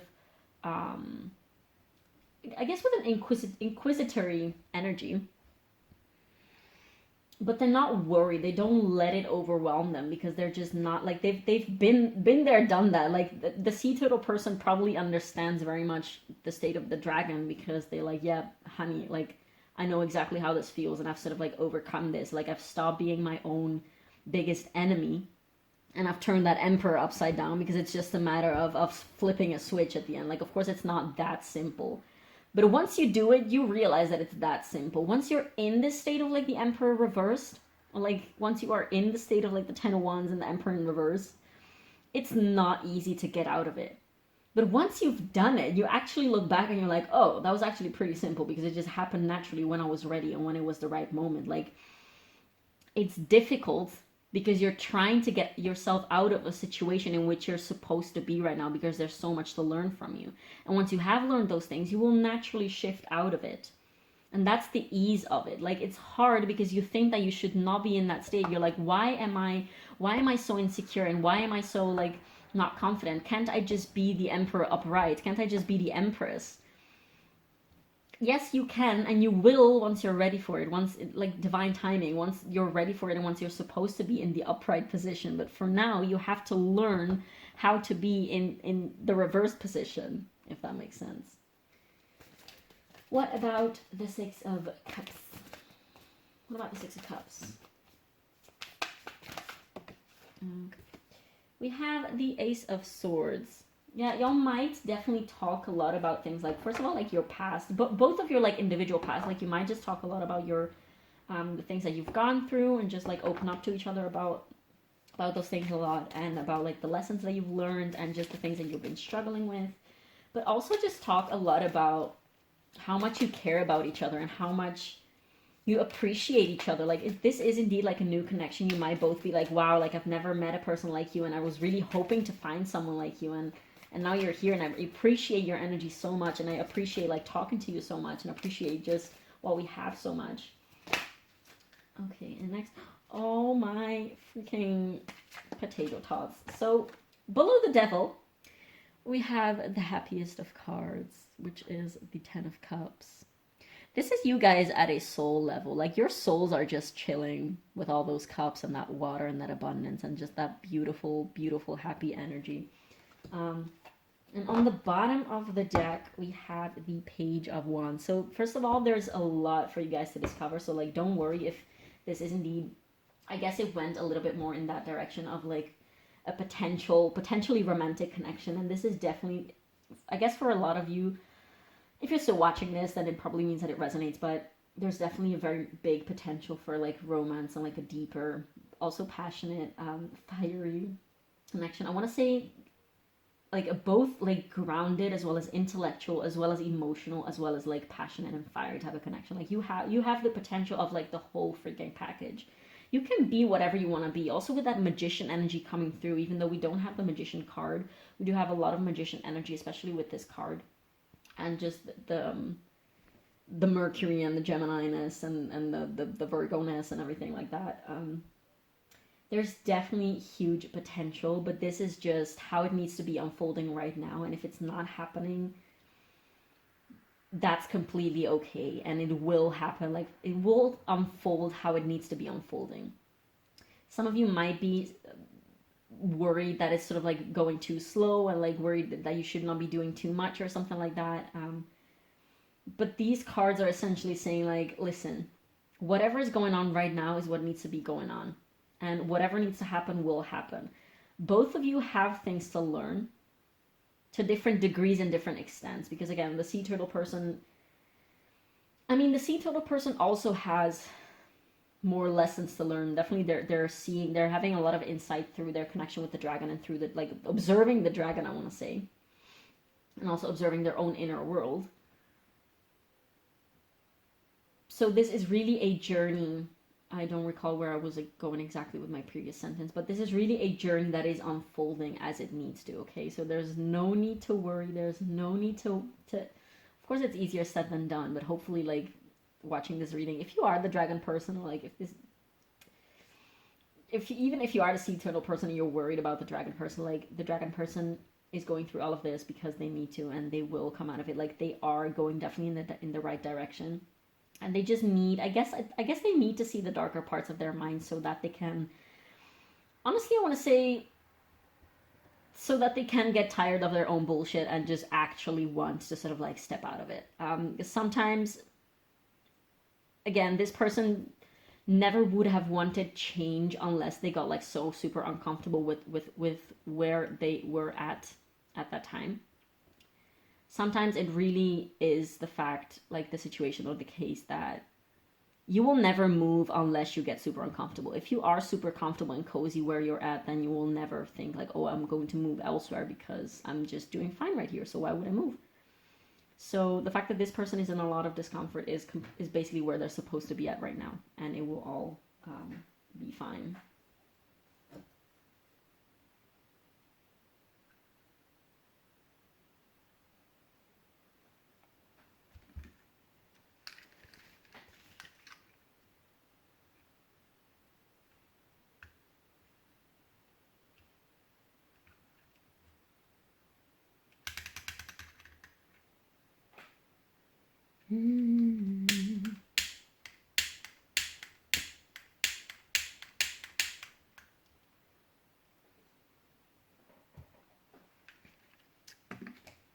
So my candle was ruining my fluorite candle holder, so I just put it off because I care about that candle holder a lot. So anyway, let's take some advice for you guys.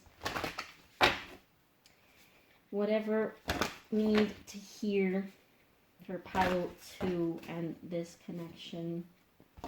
Things that they need to focus on, things that they need to be aware of. Anything that pile 2 needs to know at this time about this connection. So we have surrender to the sweetness, Venus energy, pleasure, joy, make love to life. Yeah, this is just an invitation of, again, going with the flow. This is very much in tune with the sea turtle person. Again, they might have actually Venus placements like Libra, as I mentioned in the beginning, or Taurus could also be. Yeah, this is just an invitation of just chilling. Like, this person, like the dragon person, might be a lot in their head and their mind when they are alone, but they are very much soothed by the presence of the sea turtle person. So actually hanging out physically, like just spending time together and actually talking person to person rather than through text will be very beneficial for the connection. Yeah. What else do we have for... We have water your garden, nourishment, body care, tenderness, rest. Yeah, this body care, like, this is something that I was picking up at the beginning. Like, this dragon person might actually have some type of ailment that they have, sort of like, that was acting as a catalyst for awakening for them. So there's definitely a lot of need to take care of yourself, I guess. And also, I'm thinking like getting in touch with water really calms the mind, like especially cold water, even just putting cold water on your face or cold water on your neck or just like on your wrists, because it gets you, it's sort of like, what is it called? Like it sparks your nervous system real quick and it sort of like brings you back into your body. And just in general, like the senses, using touch and using like your sense of smell and your sense of taste is really helpful to bring yourself back into the body, and out of your head, essentially. Do I take these cards? So we have take time to breathe out. The dragon person can feel themselves very much called out by this specific card. Nothing will come out of the situation, void of course moon, and this to me right away it said, first of all, two things actually. Nothing will come out of the situation of overthinking that the dragon is currently in. Literally, because this overthinking is blocking them from moving forwards. Their overthinking and their anxiety and their insecurity about their insecurity and the anxiety about the anxiety is what is blocking this person currently. Like, this person feels like nothing much is happening because nothing is, because they're blocking themselves through basically giving into their mind and being overwhelmed by their mind. And this is also going back to what they were kind of learning, or like they had to learn at the beginning of this reading, is to balance their heart and their mind, because their heart is sort of like saying one thing, is saying expand and go and move and go outwards and experience and rejoice, but their mind is saying like, nope, we're just going to stay here because this is safe, which the dragon person has to learn, like, that this is not actually safe. It's pretty much rather the opposite. And the second thing that came out of, like, that came to my mind with this card is nothing will come out of the situation, like, for as it is right now, and it is okay if right now, like, void of course is basically just like different, either hours, sometimes it's like an entire day, which was like a couple days ago. I was trying to film and nothing came out of it. I was like, why can't I read cards today? Like, I tried like 3 piles and nothing was happening. I was like, what the fuck is going on? And the moon was in Gemini. I couldn't ground myself. The moon was in Gemini. And the moon was in void of course like the whole entire freaking day. So I was like, oh, if I would have known before, then I would have just like slept the whole day, because I know that I'm very much affected by the moon, and especially when it's void of course and in mercurial placements. But anyway, what I wanted to say with this is, if right now, like, the moon is not always going to be void of course. Like, nothing will come out of the situation right now because that's how it's supposed to go. When, figuratively speaking, the moon will be out of void of course and will just like be going on its path again, then things will start moving again. But everything in divine timing, okay? So don't be worried about the fact that right now things are not how you wish them to be, essentially. Believe in the impossible, blue moon, and there you freaking go. Now I want to take some channeled messages. Oh, we have some flipped over cards here, which we're not going to take because we didn't even shuffle. What is going on? Huh? Okay, you know what? Never mind. I'm just going to shuffle and just going to take whatever comes out. From both sides, because I like doing that. You have a flipped over card. Huh? I don't get it. I think these cards are a little bit all over the place, but it's okay. It doesn't matter. Doesn't matter. We're going to take channel messages from each person to the other person. So whichever person you resonate with, you will get some messages from them, from this little deck right here. Okay, so what would person A, see, this is how they flip over. Anyway, what would person A say to person B if they could? What will person A say to person B if they could? I'm just going to let them flip out because the cards that are sort of like turned around, I don't trust those. There you go. See, we're just going to go like that.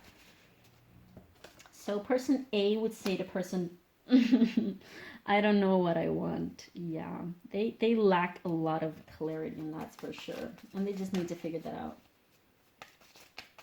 What would person A say to person B? I'm a mess. That's clear that that's how you see yourself, honey.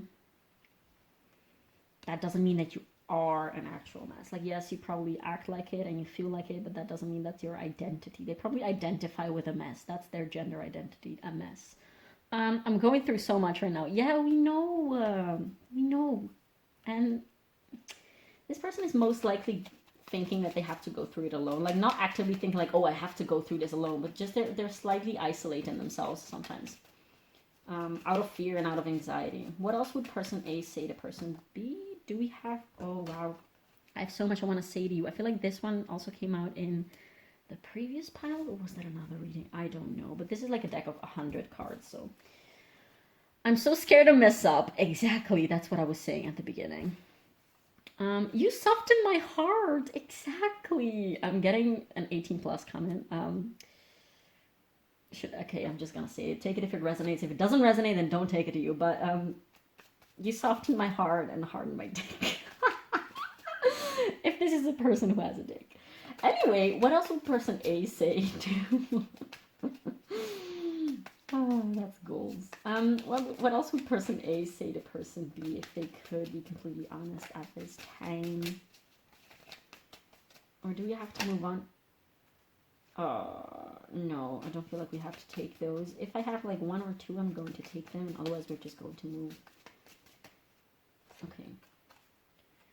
So much has changed since I met you. Exactly. That whole freaking, like, you might have been the person who has initiated this person's like spiritual and personal awakening, I want to say.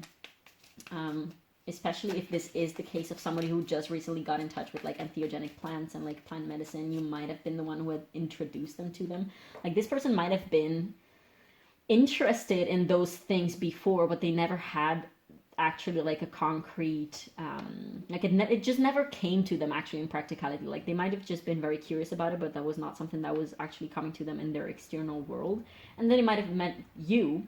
If you are this, oh, I'm so sorry, like, I know some of you probably are going to resonate with the dragon person, but the moment that the dragon person met the sea turtle person might have been like already experienced with those things, and therefore have brought some more like concrete, tangible things to work with and to do in terms of spirituality and like self-growth to the dragon person. I feel so small. Exactly. Same thing as this I am a mess and I feel so small. Like, this person feels so small. And they have to learn, like, with this Emperor in reverse, like, they have this Emperor within them. It's not that the Emperor is not there at all, but they just really have to go through this so that they can break free, I want to say, from this state. What would person B say to person A? What would the sea turtle person say to the dragon if they could right now? They could be completely honest. Perhaps some things that have gone unsaid.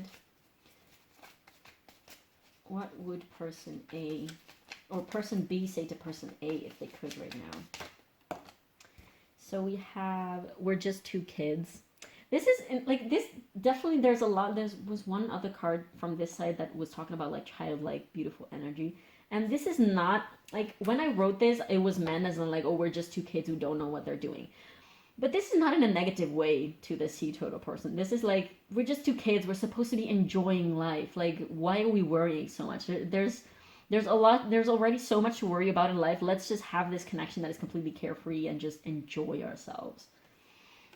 No one gets me like you do. Like, yeah, again, definitely these two people get each other on a very different, deep level than they have with anyone else. Like, this is a very special friendship, first of all. Please try to put yourself in my shoes. Okay, that is interesting that one came out. Perhaps the sea turtle person feels sometimes, like, this might not resonate with everyone, feels a little left out by the dragon person because the dragon person has so much, like, a hard time opening up and sort of, like, coming towards the sea turtle. So the sea turtle person might be like, yes, I understand what you're going through, but also put yourself in my shoes. Like, I'm putting myself in your shoes. Can you do the same for me, essentially? I don't know who I am. Okay. This doesn't feel super fitting with the energy of the sea turtle. I mean, I guess this just might mean I know the feeling of, like, this person had I don't know what I want, and here we have I don't know who I am, ... This might just mean like I relate to that feeling, like I've had that feeling inside of me, like it exists somewhere inside of me, so I can really empathize with that. Yeah, you are something else, definitely. Again, that sort of like really different connection that you guys have with each other. I'm also thinking, especially with this I don't know who I am, like if you are indeed like the sea turtle person, like the channel messages that are coming out here might still apply to the other side, if that makes sense. So yeah, definitely take this as it resonates. This is a collective reading, so a lot of different energies mixing in. Do we have to take these? I am so confused. We have, so yeah, definitely if this person is sort of like ghosting sometimes, or just like being completely blank sometimes and just not coming forward, the sea turtle person definitely might be like, what the fuck is going on? Like, honey, what? Just be confused essentially about how the dragon person feels. I crave you. Yeah, definitely the sea turtle person, this might mean in a sexual way, definitely, but doesn't have to be. Like, they might just want to spend time. They crave their energy. Like, the sea turtle craves the dragon's energy. And they just want to be around them. They just want to have a good time and have fun. I'm intimidated by you. Okay. Okay, so I guess that was it for you guys. I really hope that you enjoyed this reading. I really hope that it brought you some type of clarity or value and insight. And definitely do let me comment down below. Leave me a comment down below letting me know how this resonated, as it means the world to me to know how this lands on the other side. Yeah, definitely also feel free to leave a like and subscribe, as that really helps me with the algorithm. And thank you so much for watching, and I will see you in the next one. Bye! Hi, Pile 3. So if you chose this beautiful orange calcite right here, as well as the Prison Tarot, this is going to be a reading, and we are basically going to dive real deep into how your person is currently, or not how they're feeling necessarily, but just their general energy about you or towards you, okay? So we're going to also look into the general energy of the connection at this time. So we're going to look into a person A and person B format type of reading. I won't be deciding which one is you and which one is your person, although in the past piles I had some type of feeling that for the most of you it would have been either one or the other. So keep in mind that I might sometimes mindlessly say that you are one of the two people, but it doesn't have to be. Like, you can identify yourself as whichever one you feel is fit, as well as, like, it's also completely normal to see yourself, both a bit of yourself and the other person within both sides of the reading. That just probably means that you guys are very much likely mirroring each other. So I have some pre-shuffled oracles here, so this part of the reading should be indicative to you whether this is the right pile for you. It's also completely okay to be attracted to more piles. This pile, like every single reading, only sheds light on one specific aspect of, in this case, a relationship or a connection. So they will never show the entire picture, because that's just impossible. So definitely feel free to check out more piles. And yeah, without further ado, let's see what we have for person 1. We have Thanatos. Then for person A, we have the Swan with Grace. You who glides across the waters of my soul, bring me your wisdom and light. Help me transform into elegance and grace. Inspire me with dignity and the spirit of beauty. Next, we have Willpower. Improve your willpower to reduce your stress level. Person A. Then we have one more of these cards for person A, and that is Imagination. Draw from the well of your own capabilities. Then for person A, we have Taurus with the number 14 or 5, and I have. And last but not least, we have the Cosmic Flower, number 18 or number 9. The frequency of Cosmic Flower activates a remembrance of the place we call home, the core from which we pour our magnificence out into the world. There you go. Then for person 2, oh hi, my cat just joined. Wait. Yeah, so for as cute as my cat is, I had to gently kick him out because I wouldn't want him to jump on the table while I'm doing readings, which he does often while I'm working, so yeah. Anyways, we were going into person B. We have the Riddle. Next for person B, we have Cat.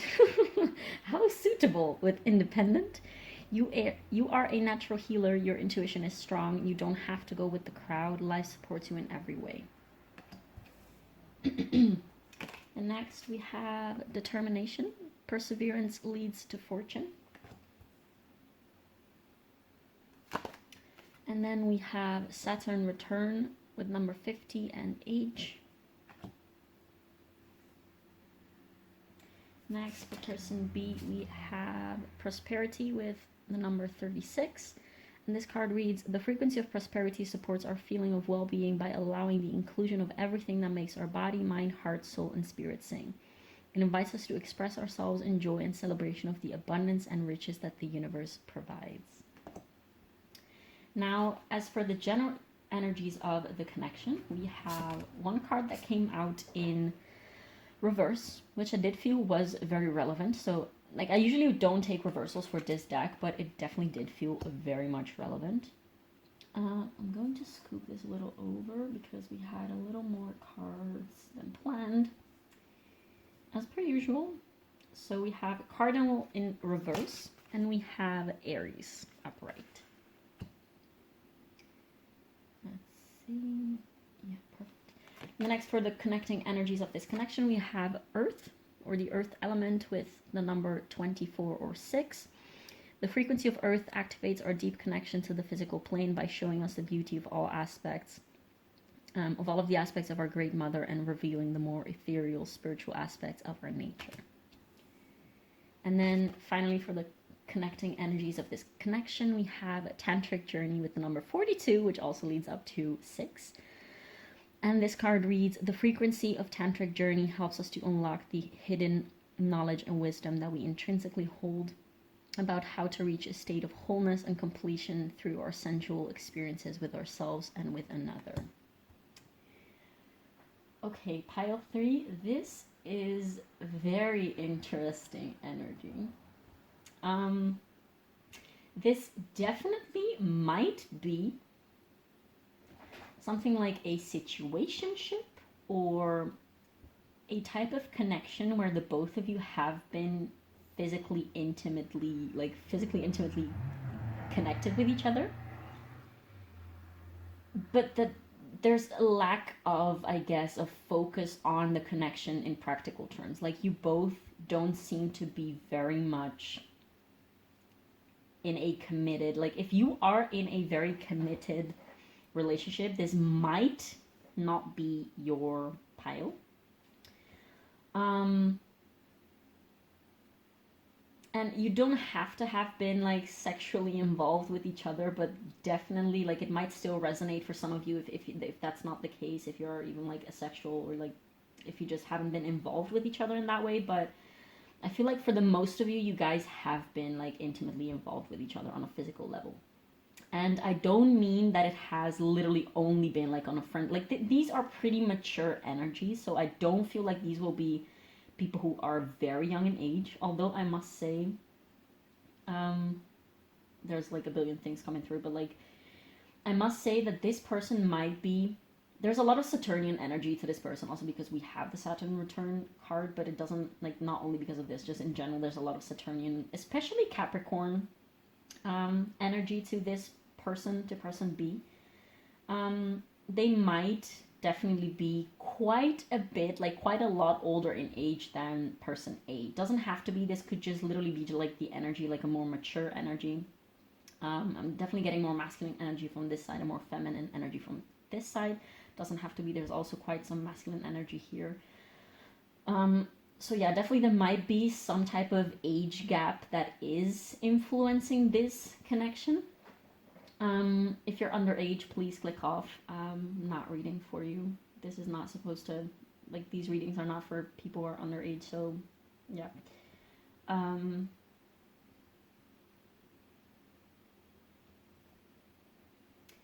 But yeah, I was saying, if you guys have been physically involved with each other, like on an intimate level, that definitely was not the case of just a friends with benefits type of situation. Like, you both were very aware, like you both are very aware, if it's still something that is going on, that there is some type of very emotional, deep, spiritual, awakening, I want to say, type of dimension and level to you guys' connection in that sense.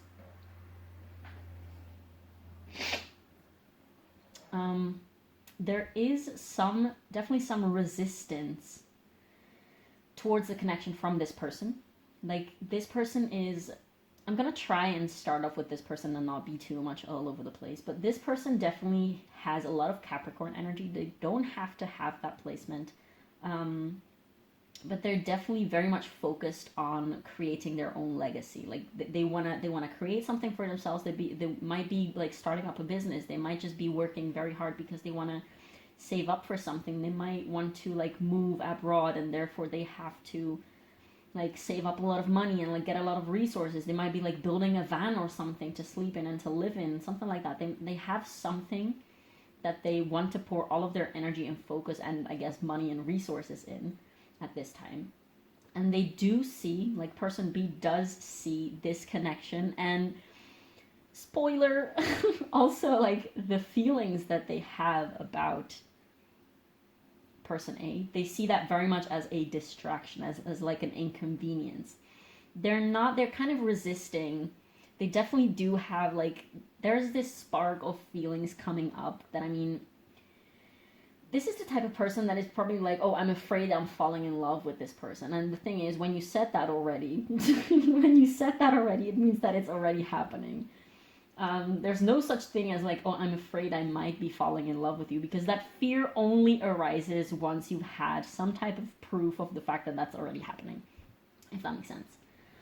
So there's definitely a lot of clashing energy, because this person especially is resisting the union and the coming together of this connection in a more, I guess, in a more wholesome, in a more established, in a more solid, in a more intimate, in a more emotionally safe and open type of way. I feel like the Swan person is a little bit more a younger, naive type of energy. They might actually be an artist. Like, they might, I'm getting specifically a painter, it doesn't have to be, but they might definitely be someone who is very sensual also in that sense. And I feel like, okay, I'm getting this is not supposed to be an 18 plus reading, but I mean, we have Tantric Journey and you who glides across the waters of my soul, and this is just, oh my god, it's beautiful. It makes me giggle a little.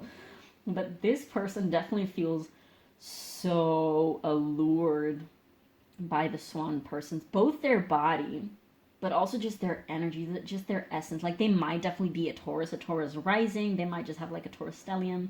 They have just a very big Libran energy. Like, even before I saw the Taurus card, like, the Swan card definitely has very big Libran energy. Just like this beautiful, pleasant, graceful, Venusian, sensual, sexy type of energy.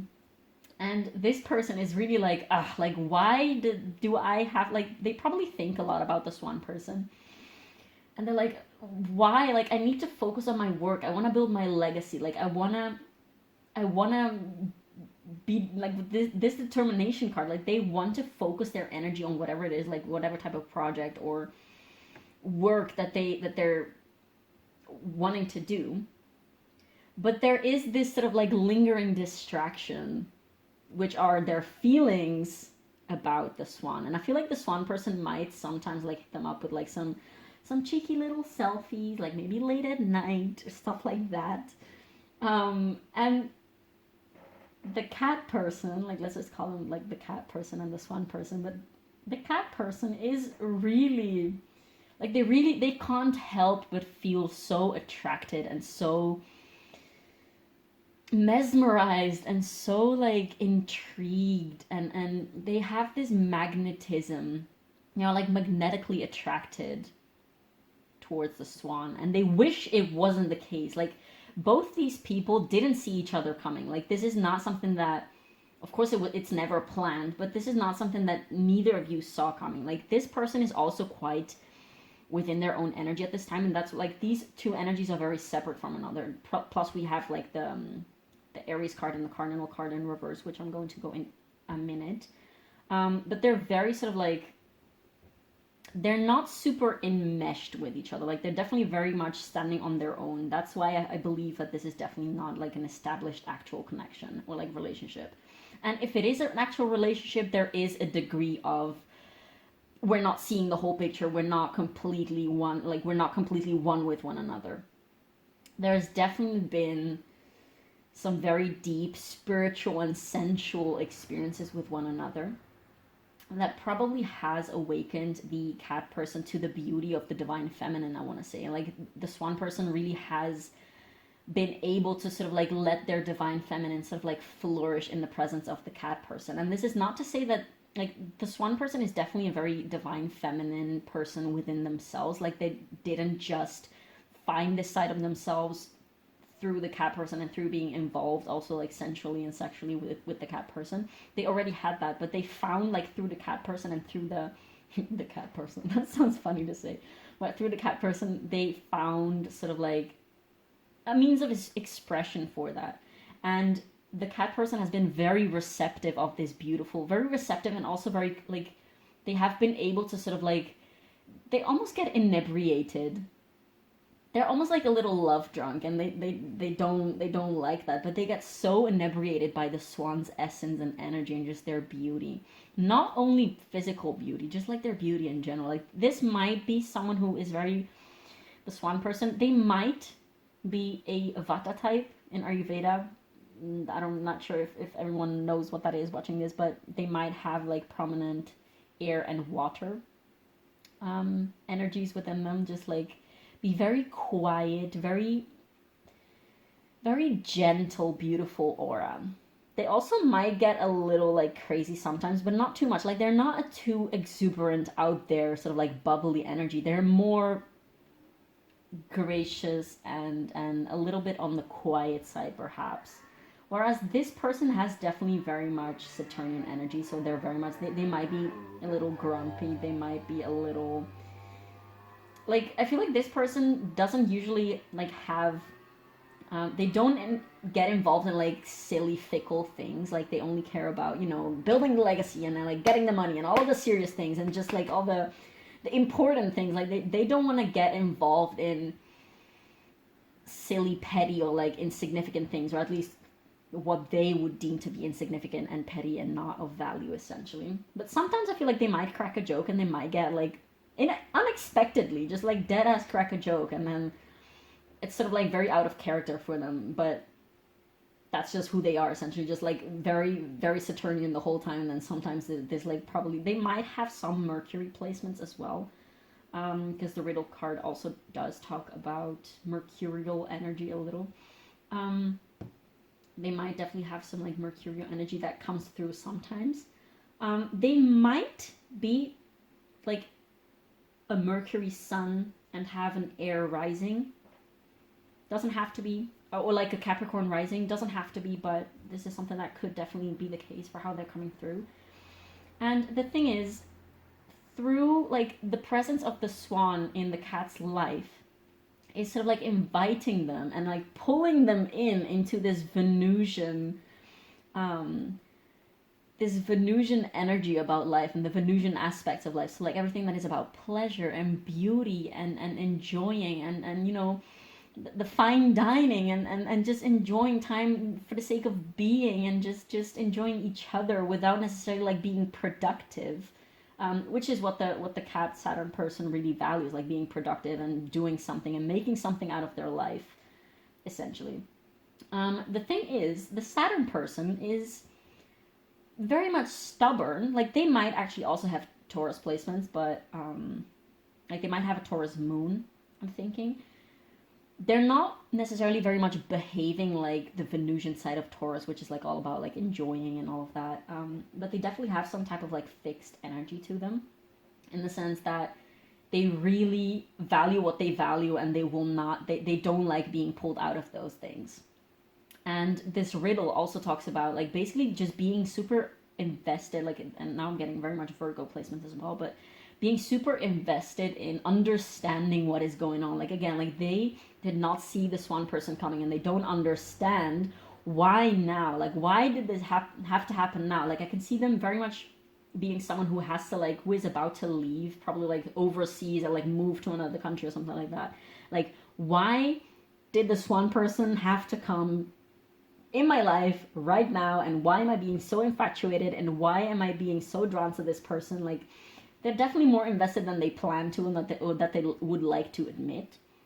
And this riddle card is really an invitation to stop thinking and overthinking about it, and just, this card I believe says like your best allies in this situation are having fun, having a laugh, and just seeing the irony and just the fun side of life, essentially, something like that. Which is something that the cat person does not want to do, because they don't value those things. They just want to work and you know, make something out of their life, essentially, for how they would see it.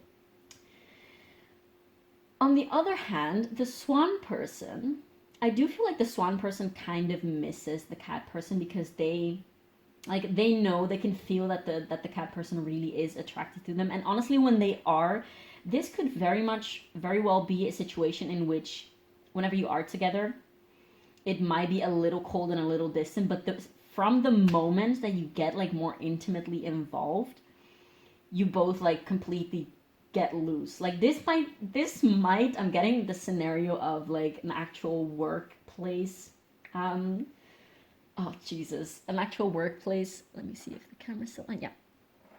A workplace scenario in which like this person is like the boss, or like the someone with a very important I love this pile so much. But like this person is like, has like boss vibes, like daddy vibes, basically. And this might as well just be like a very, like, it's somewhat younger, like beautiful employee or something like that. Oh my god, where are we going with this? But definitely, like, because I was getting this image of like having to act normal when you're sort of like together in normal scenarios, but then behind closed doors, it might also get a little bit of like some. It might take a while before y'all get close and take your clothes off, I want to say. But once you're there, like all masks, all walls, all everything, just like you get completely loose, and it's just completely like fireworks and magic and stardust and things of that sort, and it's just absolutely freaking amazing and just mind blowing. Like, this is the type of intimate physical connection, like physical instances that sort of like blow your mind, and you're like, holy crap, what just happened? Like that was an outer body, like non-human experience, essentially. Okay. But a little bit more about the swan person.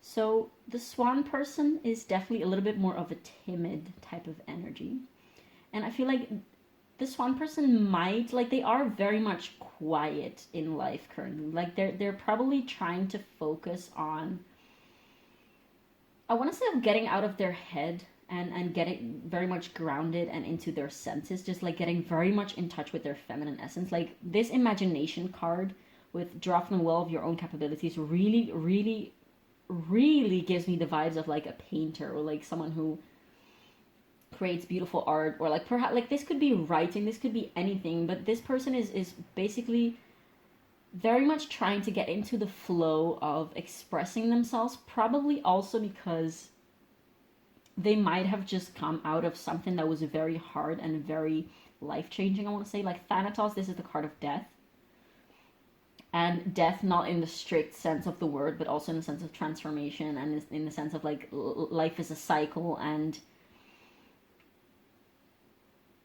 yeah, basically, also like, of course, like death card vibes. But this person might have recently, this is not going to resonate for everyone, but this person might have actually recently lost either a pet or someone who was very like either a relative or like a close friend, or even like an artist that they were very much attached to and very much taken inspiration from, but they might have lost them somehow. For some, could be to actual death. And I'm getting specifically like to illness, so that they actually did see it coming, and they had sort of like time to prepare for as much as that is possible when it comes to losing someone in that sense. but they're definitely like, the swan person is in a state, like in the energy of sort of like trying to give themselves a break and trying to sort of like heal from things through expressing, through getting, I guess, also grief and just their feelings, like transmuting them in something else. And in this card, I'm getting like, or in this spread, I'm getting like art specifically. They're really trying to process themselves essentially. They're also definitely in a quite melancholic type of state and type of energy. They might be someone who at this time doesn't have like an actual job or doesn't have like many responsibilities. Like they might just be on their own quite a bit, in the sense that they might not, doesn't have to resonate. Like you still might resonate with this if you do have a job or if you do go to school, whatever. I mean, I also did mention the boss and the employee type of scenario, but that was more like metaphorically, I guess. I mean, could literally be, this is a general collective reading, so the specific scenarios will vary, of course, but the swan person, although I feel like they have this type of, they are definitely in a state of melancholic state of melancholy, I don't know. Partially because of what they might have lost in the past, and also partially that same type of feeling is sort of like leeching onto this person. Like this person is of course on the more resistant side of the spectrum. Like they're not going full in, even though you both are having such a beautiful time together. But the swan person definitely misses and wishes that they could have a little bit something more, I guess, with the cat person. With this cardinal card in reverse, I mean, I already talked about basically that whole freaking energy that I've been talking up until now. But this cardinal signs are Aries, oh god, Aries, Cancer, Libra, and Capricorn? I'm pretty sure, yes. Do I have to fix the lighting? No, I think it's okay. Well, actually, yes, I will.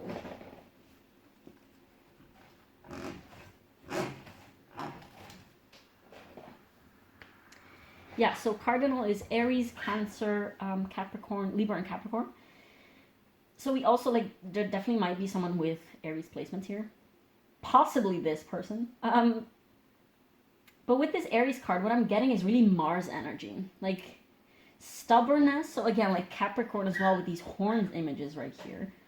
Definitely the stubbornness and the resistance to bring this connection forward, to like actually, yeah, because this person is so focused on something else, and low-key this person is also probably just not ready to actually go into a relationship, like a committed relationship with the cat person.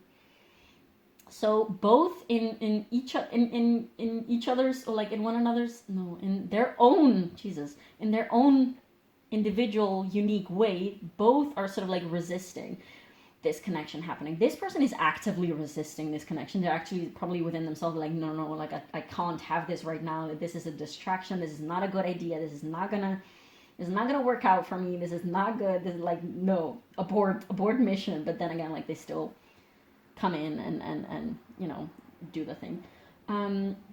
Whereas this person, the swan person, is more passively resisting it. So like they're not necessarily also making a lot of moves towards the cat person necessarily in that sense.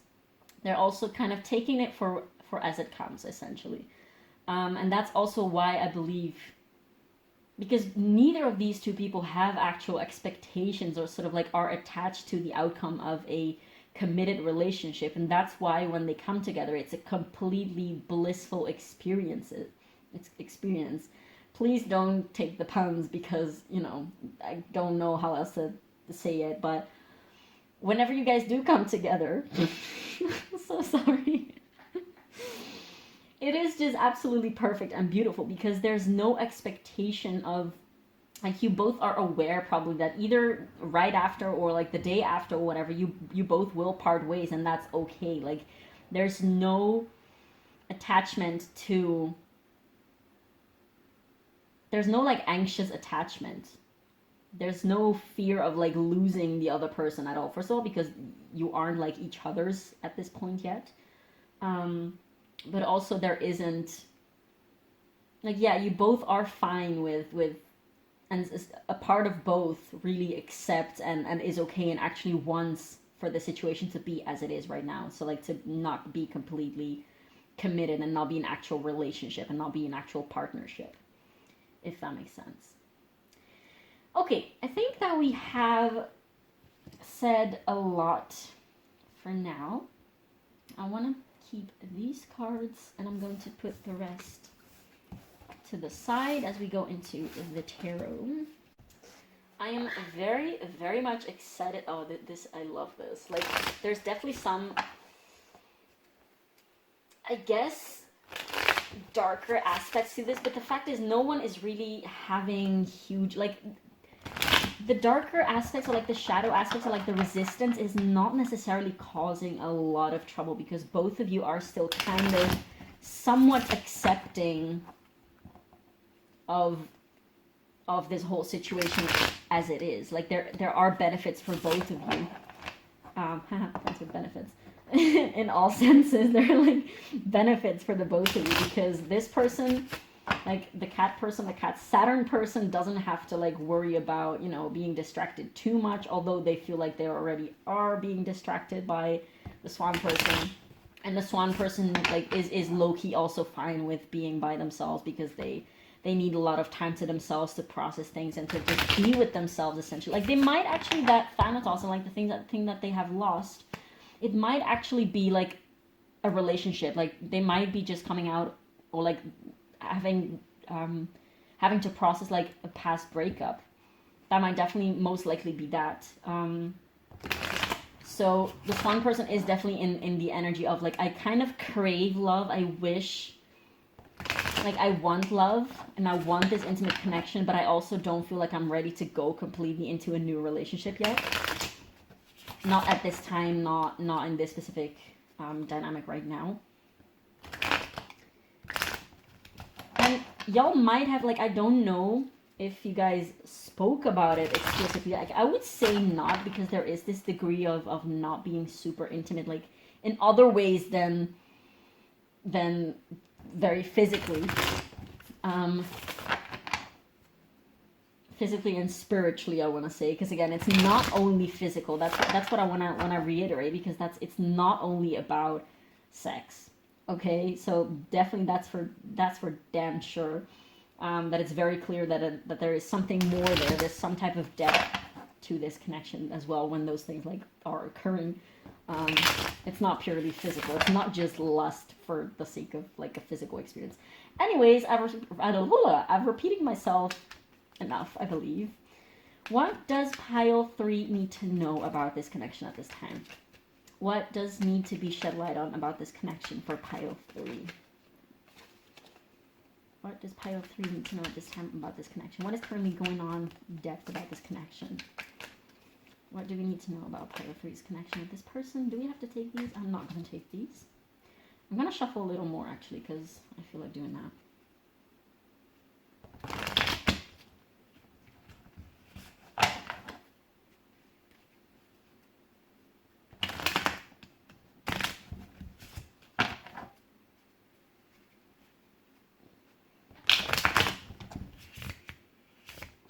I'm learning how to bridge shuffle. Okay, so what does pile 3 need to know about this connection? There we go. So we have the Hierophant with number 5, unlearn. Yeah, and then we have the 6 of Wands with victory. Yeah. And what else? What else do we have? We have the King of Swords with intellect. You definitely might, when you guys do talk and when you guys do spend time together in a non-like physical way, sensual way, you might actually just bond very much over intellectual stuff. Or like, again, like work things, just like very, very brain rational. And I'm getting indeed like, again, like work related things, just like very much vibing mentally on an intellectual, like rational type of level. Now we have the 10 of Swords with endings. What else do we have to know? We have the Empress with receive. What else do we have about this connection? What's currently going on in this connection? We have the Two of Wands. I feel like I want to take one more. What else do we have about this? We have Justice with balance, Libra energy. So we have Taurus energy again with the Hierophant. The Empress is, oh God, is it the Earth signs? Like the, yeah, Taurus, Capricorn, Virgo, I believe, but the feminine signs in that sense. I'm not entirely sure. And Justice is Libra energy. So I want to take clarifiers for all of these. So what about the Hierophant? What about the Hierophant for pile 3? What is it about the Hierophant?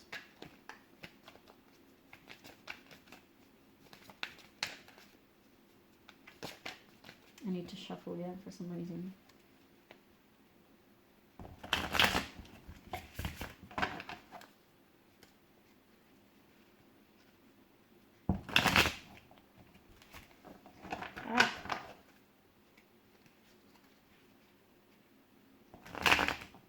Come on, give me a good shuffle. One good shuffle. Okay, that was an okay shuffle. What about the Hierophant? Do you have to take these? I guess I'm going to take the top one. 8 of Gems or 8 of Pentacles. Hard work. Yeah. I mean, this is just reiterating what I just said earlier in this reading. Like, this is definitely... Y'all are both dedicated to your own work. I guess, like, for the Swan person, it's a little bit more of an inner type of work. Although it does most likely express in some type of, like, creative work. Oh, look at who we have here. We have Gemini with the Magician, like Mercury energy. Could be Virgo as well. It's always nice when the cards just confirm the energies that I've been talking about. Like when the tarot confirms the energies that I've been talking about in the oracles. But definitely, both of you are trying to manifest like a positive future for yourself. Like, and in very different ways. Like the Swan person is a little bit more working on themselves, like internally. And the Cat Saturn person, I keep want to call them like the Cat Saturn person because Saturnian energy is very relevant here. With the Cat Saturn person, this might be a little bit of a grumpy person. I'm getting grumpy cat vibes from this person.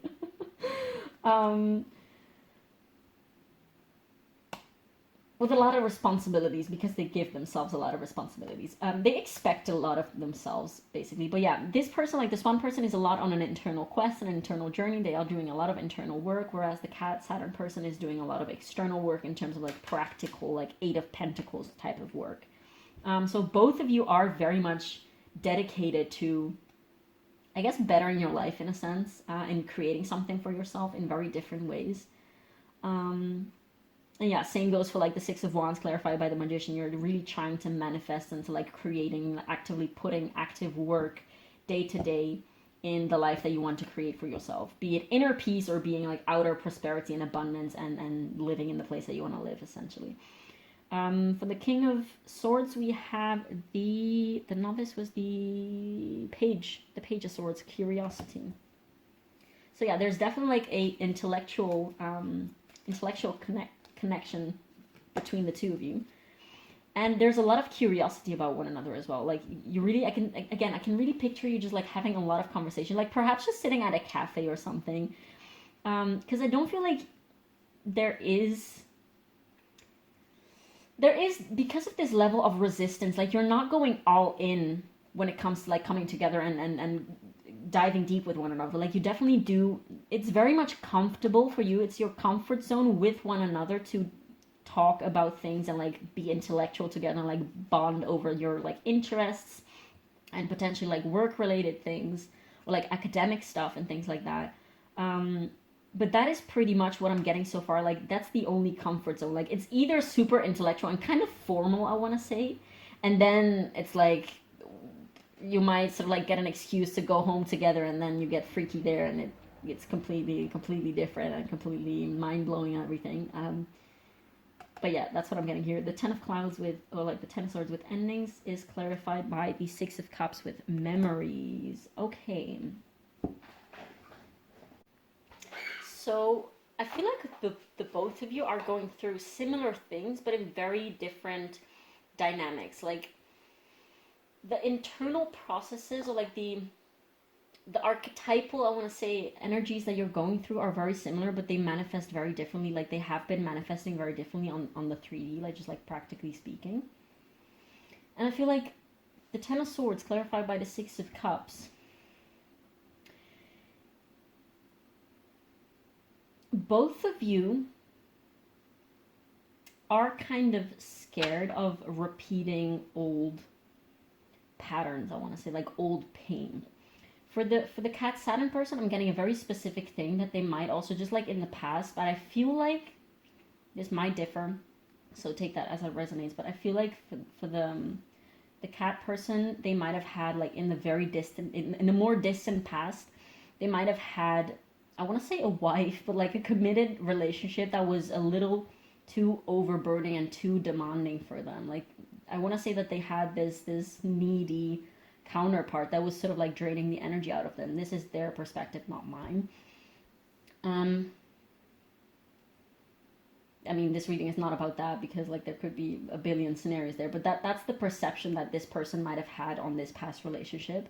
And they're really, I feel like the cat person might have sort of promised to themselves that they were going to stay single forever and just, be a Casanova and enjoy themselves, and just like sleep here and there, and not fall for anyone, and just be this independent, solo person for the rest of their lives, and just like focusing on money, and focusing on, like, their only interest would be to get laid and get paid, essentially. That was their plan. But then of course, like, the swan came into the picture, and they were like, oh, okay, wait a minute, this was not what I kind of predicted or wanted or expected. Whereas for the swan person, they, of course, like, they're still processing some type of pain. And again, this might definitely be about a breakup as well. But they're still very much in their feels about that. So partially they don't have the energy and mental space to actually go into it, like a new relationship, as we have established already. Like, both parties are very much actually fine with, partially fine with how the situation is at this time. But yeah, definitely the swan person is also kind of afraid of sort of like getting hurt again in their own individual ways. Both are sort of like afraid of repeating old wounds, and they're not ready to go into that. What about this Empress card? We have, oh yeah, the Five of Pentacles in reverse with need. So there is, I feel like this applies to the swan person in the sense of, like, I first of all, they might not even know what they need from a person. The cat person might think, like, okay, so I don't have the time and energy to give you what you need. Probably just based on their past energies. Like, they might assume that all other people that they might potentially get, like, if this is a man and this is a woman, this is just generalizing. This person probably thinks, like, oh, all women need a lot of attention all of the freaking time, and maybe they want a lot of gifts, and I don't have the energy to give that to them, and, like, I don't want to give that to them, so I just can't live up to that. But for the swan person, they might first of all be like, I'm not even sure of what I, like, they might be just, they both parties are very much confused about whether they want it or not, because they're both, like as we said, like, resisting it in one way, but on the other hand, they're also constantly gravitating back towards each other. And there is sort of like this tinge of, okay, so we have explored our intellectual compatibility as well as our, like, sexual and spiritual, like, unspokenly spiritual, deeper connection together, but what else could be there, so there is definitely some lack here, like some type of void that you both know that could be filled, but that you're not really, I want to say, not even daring to go into. And yeah, the swan person might even especially be like, oh, I don't even know what I would need from this person. Like, do I actually want to go into this connection, like, more in a commitment way, or is this fine, but this is not necessarily 100% like fulfilling me, but it's really nice and I don't want to give it up, but do I want more? But no, maybe it scares me to get more, and so on and so forth.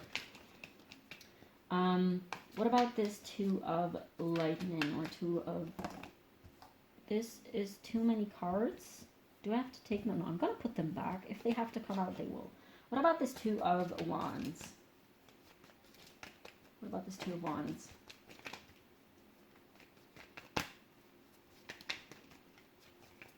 What about the Two of Wands? Definitely, like, the Two of Wands also talks about, like, planning and, like, actually physically planning a journey. So I feel like that is very, definitely something that might apply to the cat person. We have the Page of Swords, ambition. Yeah, there's this unfulfilled, I feel like this is especially for the cat person, the cat Saturn person. There's this ambition to go places and to, perhaps they want to go, like, if this is actually, like, it doesn't have to be a younger person, but if they might want to go backpack or something, or go travel the world. And again, like, something that is holding them back for now is definitely, like, they might actually miss the Swan's presence. Oh my god. They might miss the they might miss the Swan's presence if they actually go off, and, like, they might just think about them a lot, and just it honestly gives them a little bit of anxiety, because they're like, if the Swan person was not in the picture, it would be so easy to just go off. Like, I would have not a care in the world. I would just make my money and just go off, and it would all be perfect. But because the Swan person is in my life, now I have this little voice that is telling me, but you're gonna miss them. You're gonna miss all that you have, and is it worth it? Do you want to take them with you? But they're probably not gonna want to come with you, or whatever, things like that, you know? Like, the Swan person is making it really, I guess there's no other way to say it, but it's the Swan person is making it really difficult for the cat person. Yes, so that the Justice card is clarified by the Nine of Pentacles. I feel like both of you realize that indeed there is something that is kind of lacking. Oh, we have Three of freaking Cups. The Community. What is below that? The Chariot with momentum, and the Hermit, seek truth. Yeah, there's definitely this feeling of there is so much more. Like, this connection is definitely, because it is so sort of like, I guess in a part, I want to keep saying, like, it's very formal, except when y'all land up in the sheets. Then of course it's absolutely completely crazy and all over the place, and just woo, sparks and sunshines and rainbows and sparkles and all that. But you guys know, first of all, you guys know that you're actually quite good counterparts, because we have very masculine and very feminine energy. At the beginning I said there's definitely some masculine energy on this side as well. Not getting very much feminine energy from this side, but, you know, take that as it resonates. Doesn't have to be the case for everyone. But there's definitely this feeling of, we could be so great. Like, imagine the things that we could do together. Imagine, like, even on a practical level, like, imagine even traveling together. Like, this might actually be something that both of you, like, if this is actually the case, that the Saturn cat person is about to go travel, there might be some, like, individually done fantasizing and, like, unspoken, because I don't feel like there's a lot of communication in that sense. And when there is communication, it's very sort of like formal and intellectual and you know, in that sense. But this is likely not a connection where there's a lot of dialogue in that sense. So there's not a lot of open, like, emotional openness. We had only one Cups card, and it was about memory, so about things that happen, like, internally, and you know, there's not a lot of expression of emotions in this at all. But you definitely do feel like you could be a great team if you only allowed yourselves to. But the truth of this connection right now is that this is not happening because you both are resisting it in your very own individual ways, essentially. Okay, I want to take some advice for pile 3. Advice for pile 3. Things that they should keep in mind, regardless of whether they are the Swan person or the cat person. I do feel like for most of you, you will be the Swan person. But again, it doesn't have to be.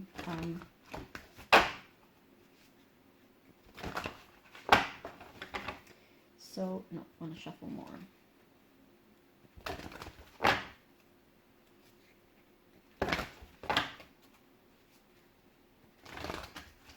So what does pile 3 need to know about this connection at this time? What do they have to keep in mind? We're gonna do channels messages afterwards. Okay, so there's a lot, clearly, things going on. I guess we're just going to take everything back and shuffle again. I've used this deck a lot. She's a little tired. I think I'm gonna cleanse her after this pick a pile. Like, I still have to do one more pile. I'm gonna put it in the box and leave her to sleep for probably like a week or so. So we have Earth pulsing, pulse of the mother, slow down time in nature. Yeah, this is definitely required for some like inner. You both are taking some inner time for yourselves. Like, it's not that you guys are being like enmeshed. Oh, come on. Enmeshed with each other like to an unhealthy extent. If anything, there might be like, I don't even want to say there might be the need of more healthy communication with each other, because you both are sort of like kind of keeping to yourselves. So, but yeah, time in nature is always a good idea. I mean, that's always a good idea. So what else do we... Okay, I guess we're just gonna take these two. We have forge, don't follow, pave a new path, be the leader you wish you had. Yeah, I guess this is just calling out, like, be the person that you would want to be in a connection with. Just, like, respect the other person's space, and I guess do communicate if you do feel like you need communication, but also if you're okay with how the situation is, then leave it at that. And if you're not okay with how the situation is, then speak up about it or do something about it, I guess. A new earth, it's happening, keep holding the vision. Okay, so if you do have some... I guess this does refer to like your both individual projects. So like you're working on yourself, and you're working on projects on the outside, and then I guess like planning and building a legacy. Like, it's happening, and that's because you guys are both making it happen for yourself. And like, if that's your priority right now, if that's what you care for right now, then definitely keep doing that. If actually going into a relationship deeper is not your priority, then so be it, I guess. I'm going to take these channeled messages, and this deck is a little messy, so I'm just going to take the cards that, not the ones that flip over, because I feel like half of these cards is already flipped over, because it's a little strange to shuffle. Come on. So I'm just going to take the ones that fall out. I'm going to do both sides, so like messages from person A to person B, and from person B to person A. Why are my shuffles so bad today? Oh, come on, that's not true. I've had worse shuffle days, but today is probably one of my worst shuffle days. And that's okay. Even if I do say so myself. So what would person A say to person B if they could be? I guess a lot of things, because y'all don't really speak much about like deeper inner things, I guess. At least not on a constant, like not on a typical basis, let's put it that way. So what would person A say to person B? What would the swan person say to the cat person? What would the swan person say to the cat person?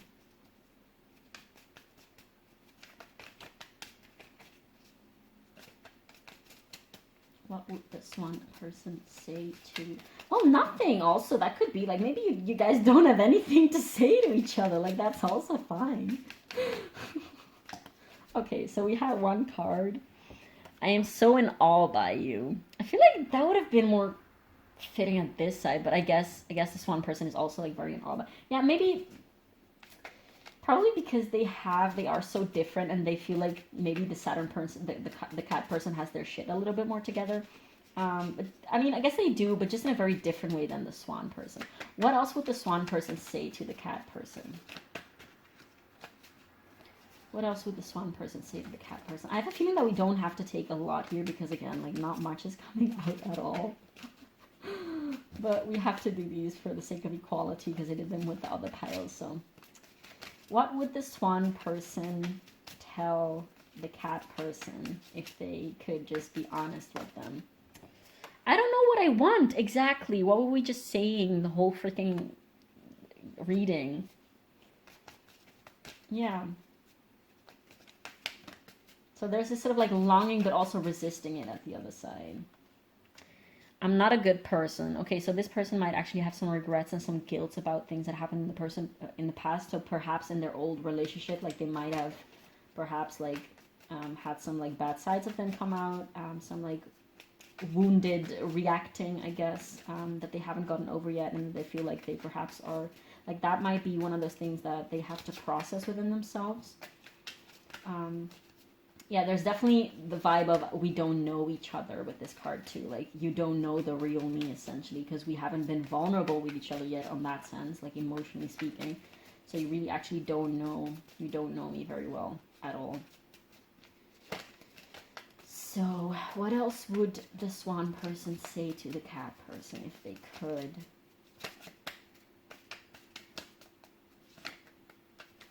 So these cards keep flipping over. It's like 50% one side, 50% the other side.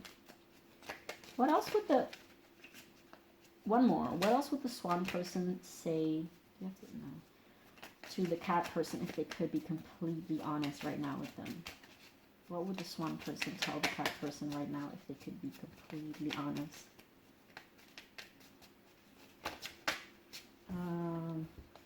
I guess we're just going to take these. I want to get to know you better. What did I just say? I'm so sorry. Yeah. Right person, wrong time. Yeah, interesting.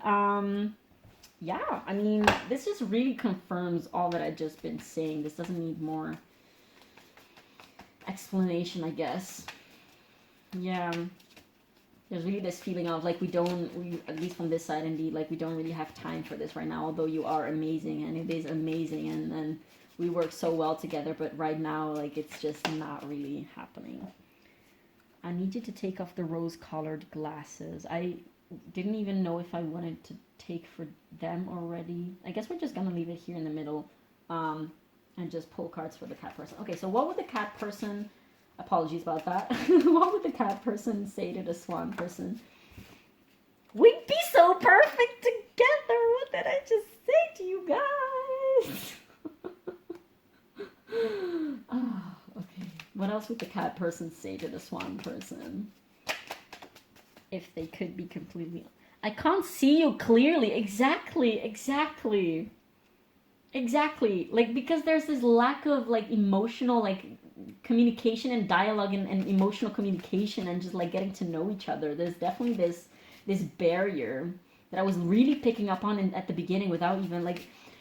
Things really come as I talk, more information comes in. So like at the beginning I get a very vague idea, and just like with the last card I get the full picture. So like I learn about the piles and the spreads and these people as I talk, and like as you learn as well, because it just comes through me as it needs to. So it's not that I look at the cards and I immediately get the full picture right away. I just get like a very vague sensation, and as I speak it sort of like becomes more concrete.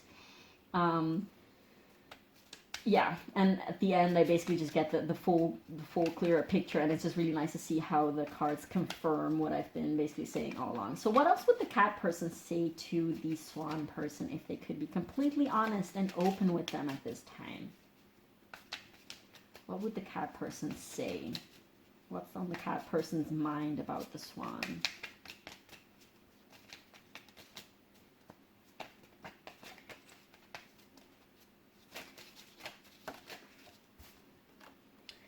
I just need you to listen. Yeah, there is this Saturnian quality. Of course, this person is probably someone who has a lot of difficulties opening up, but that's also something that they crave. Like the beauty about...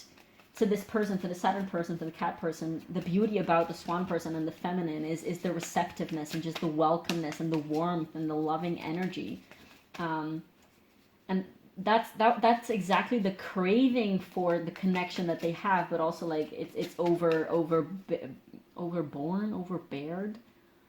It's being overbeared, I guess, by the resistance and the connection, but at the same time they also really crave that intimate connection too. What else would the cat person say to the swan if they could be completely honest? What is going on in their mind about the swan person? 2 more cards.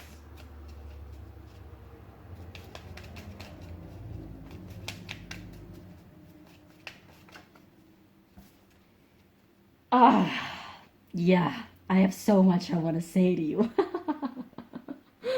I don't know if laughing is rude right now. I just mean it. I mean, that's what I've been saying. Exactly. Okay, so what else? What else would the cat person... What else would the cat person say to the swan person if they could? Right now. I don't understand you. Exactly. There's this discrepancy between understanding each other, and that's probably just because y'all don't really... Y'all haven't gotten to that point yet. This doesn't mean that it will never happen, but right now this is the situation, and yeah, I think this is all that we have for you today, Pile 3. Thank you so much for letting me read in your cards. I loved reading this. It was a beautiful reading, and I really hope that you got some insight, some type of worth out of it, and definitely do feel free to leave me a comment down below letting me know how this resonated, because as a collective reading, I really... It means the world to me to know how it lands on the other side, of course, because I don't have anyone in front of me who gives me like immediate feedback. So it's always good to know how it resonates. And yeah, definitely also feel free to leave a like and subscribe, as that does help me with the algorithm. And yeah, thank you so much for watching, and I'll see you in the next one. Bye.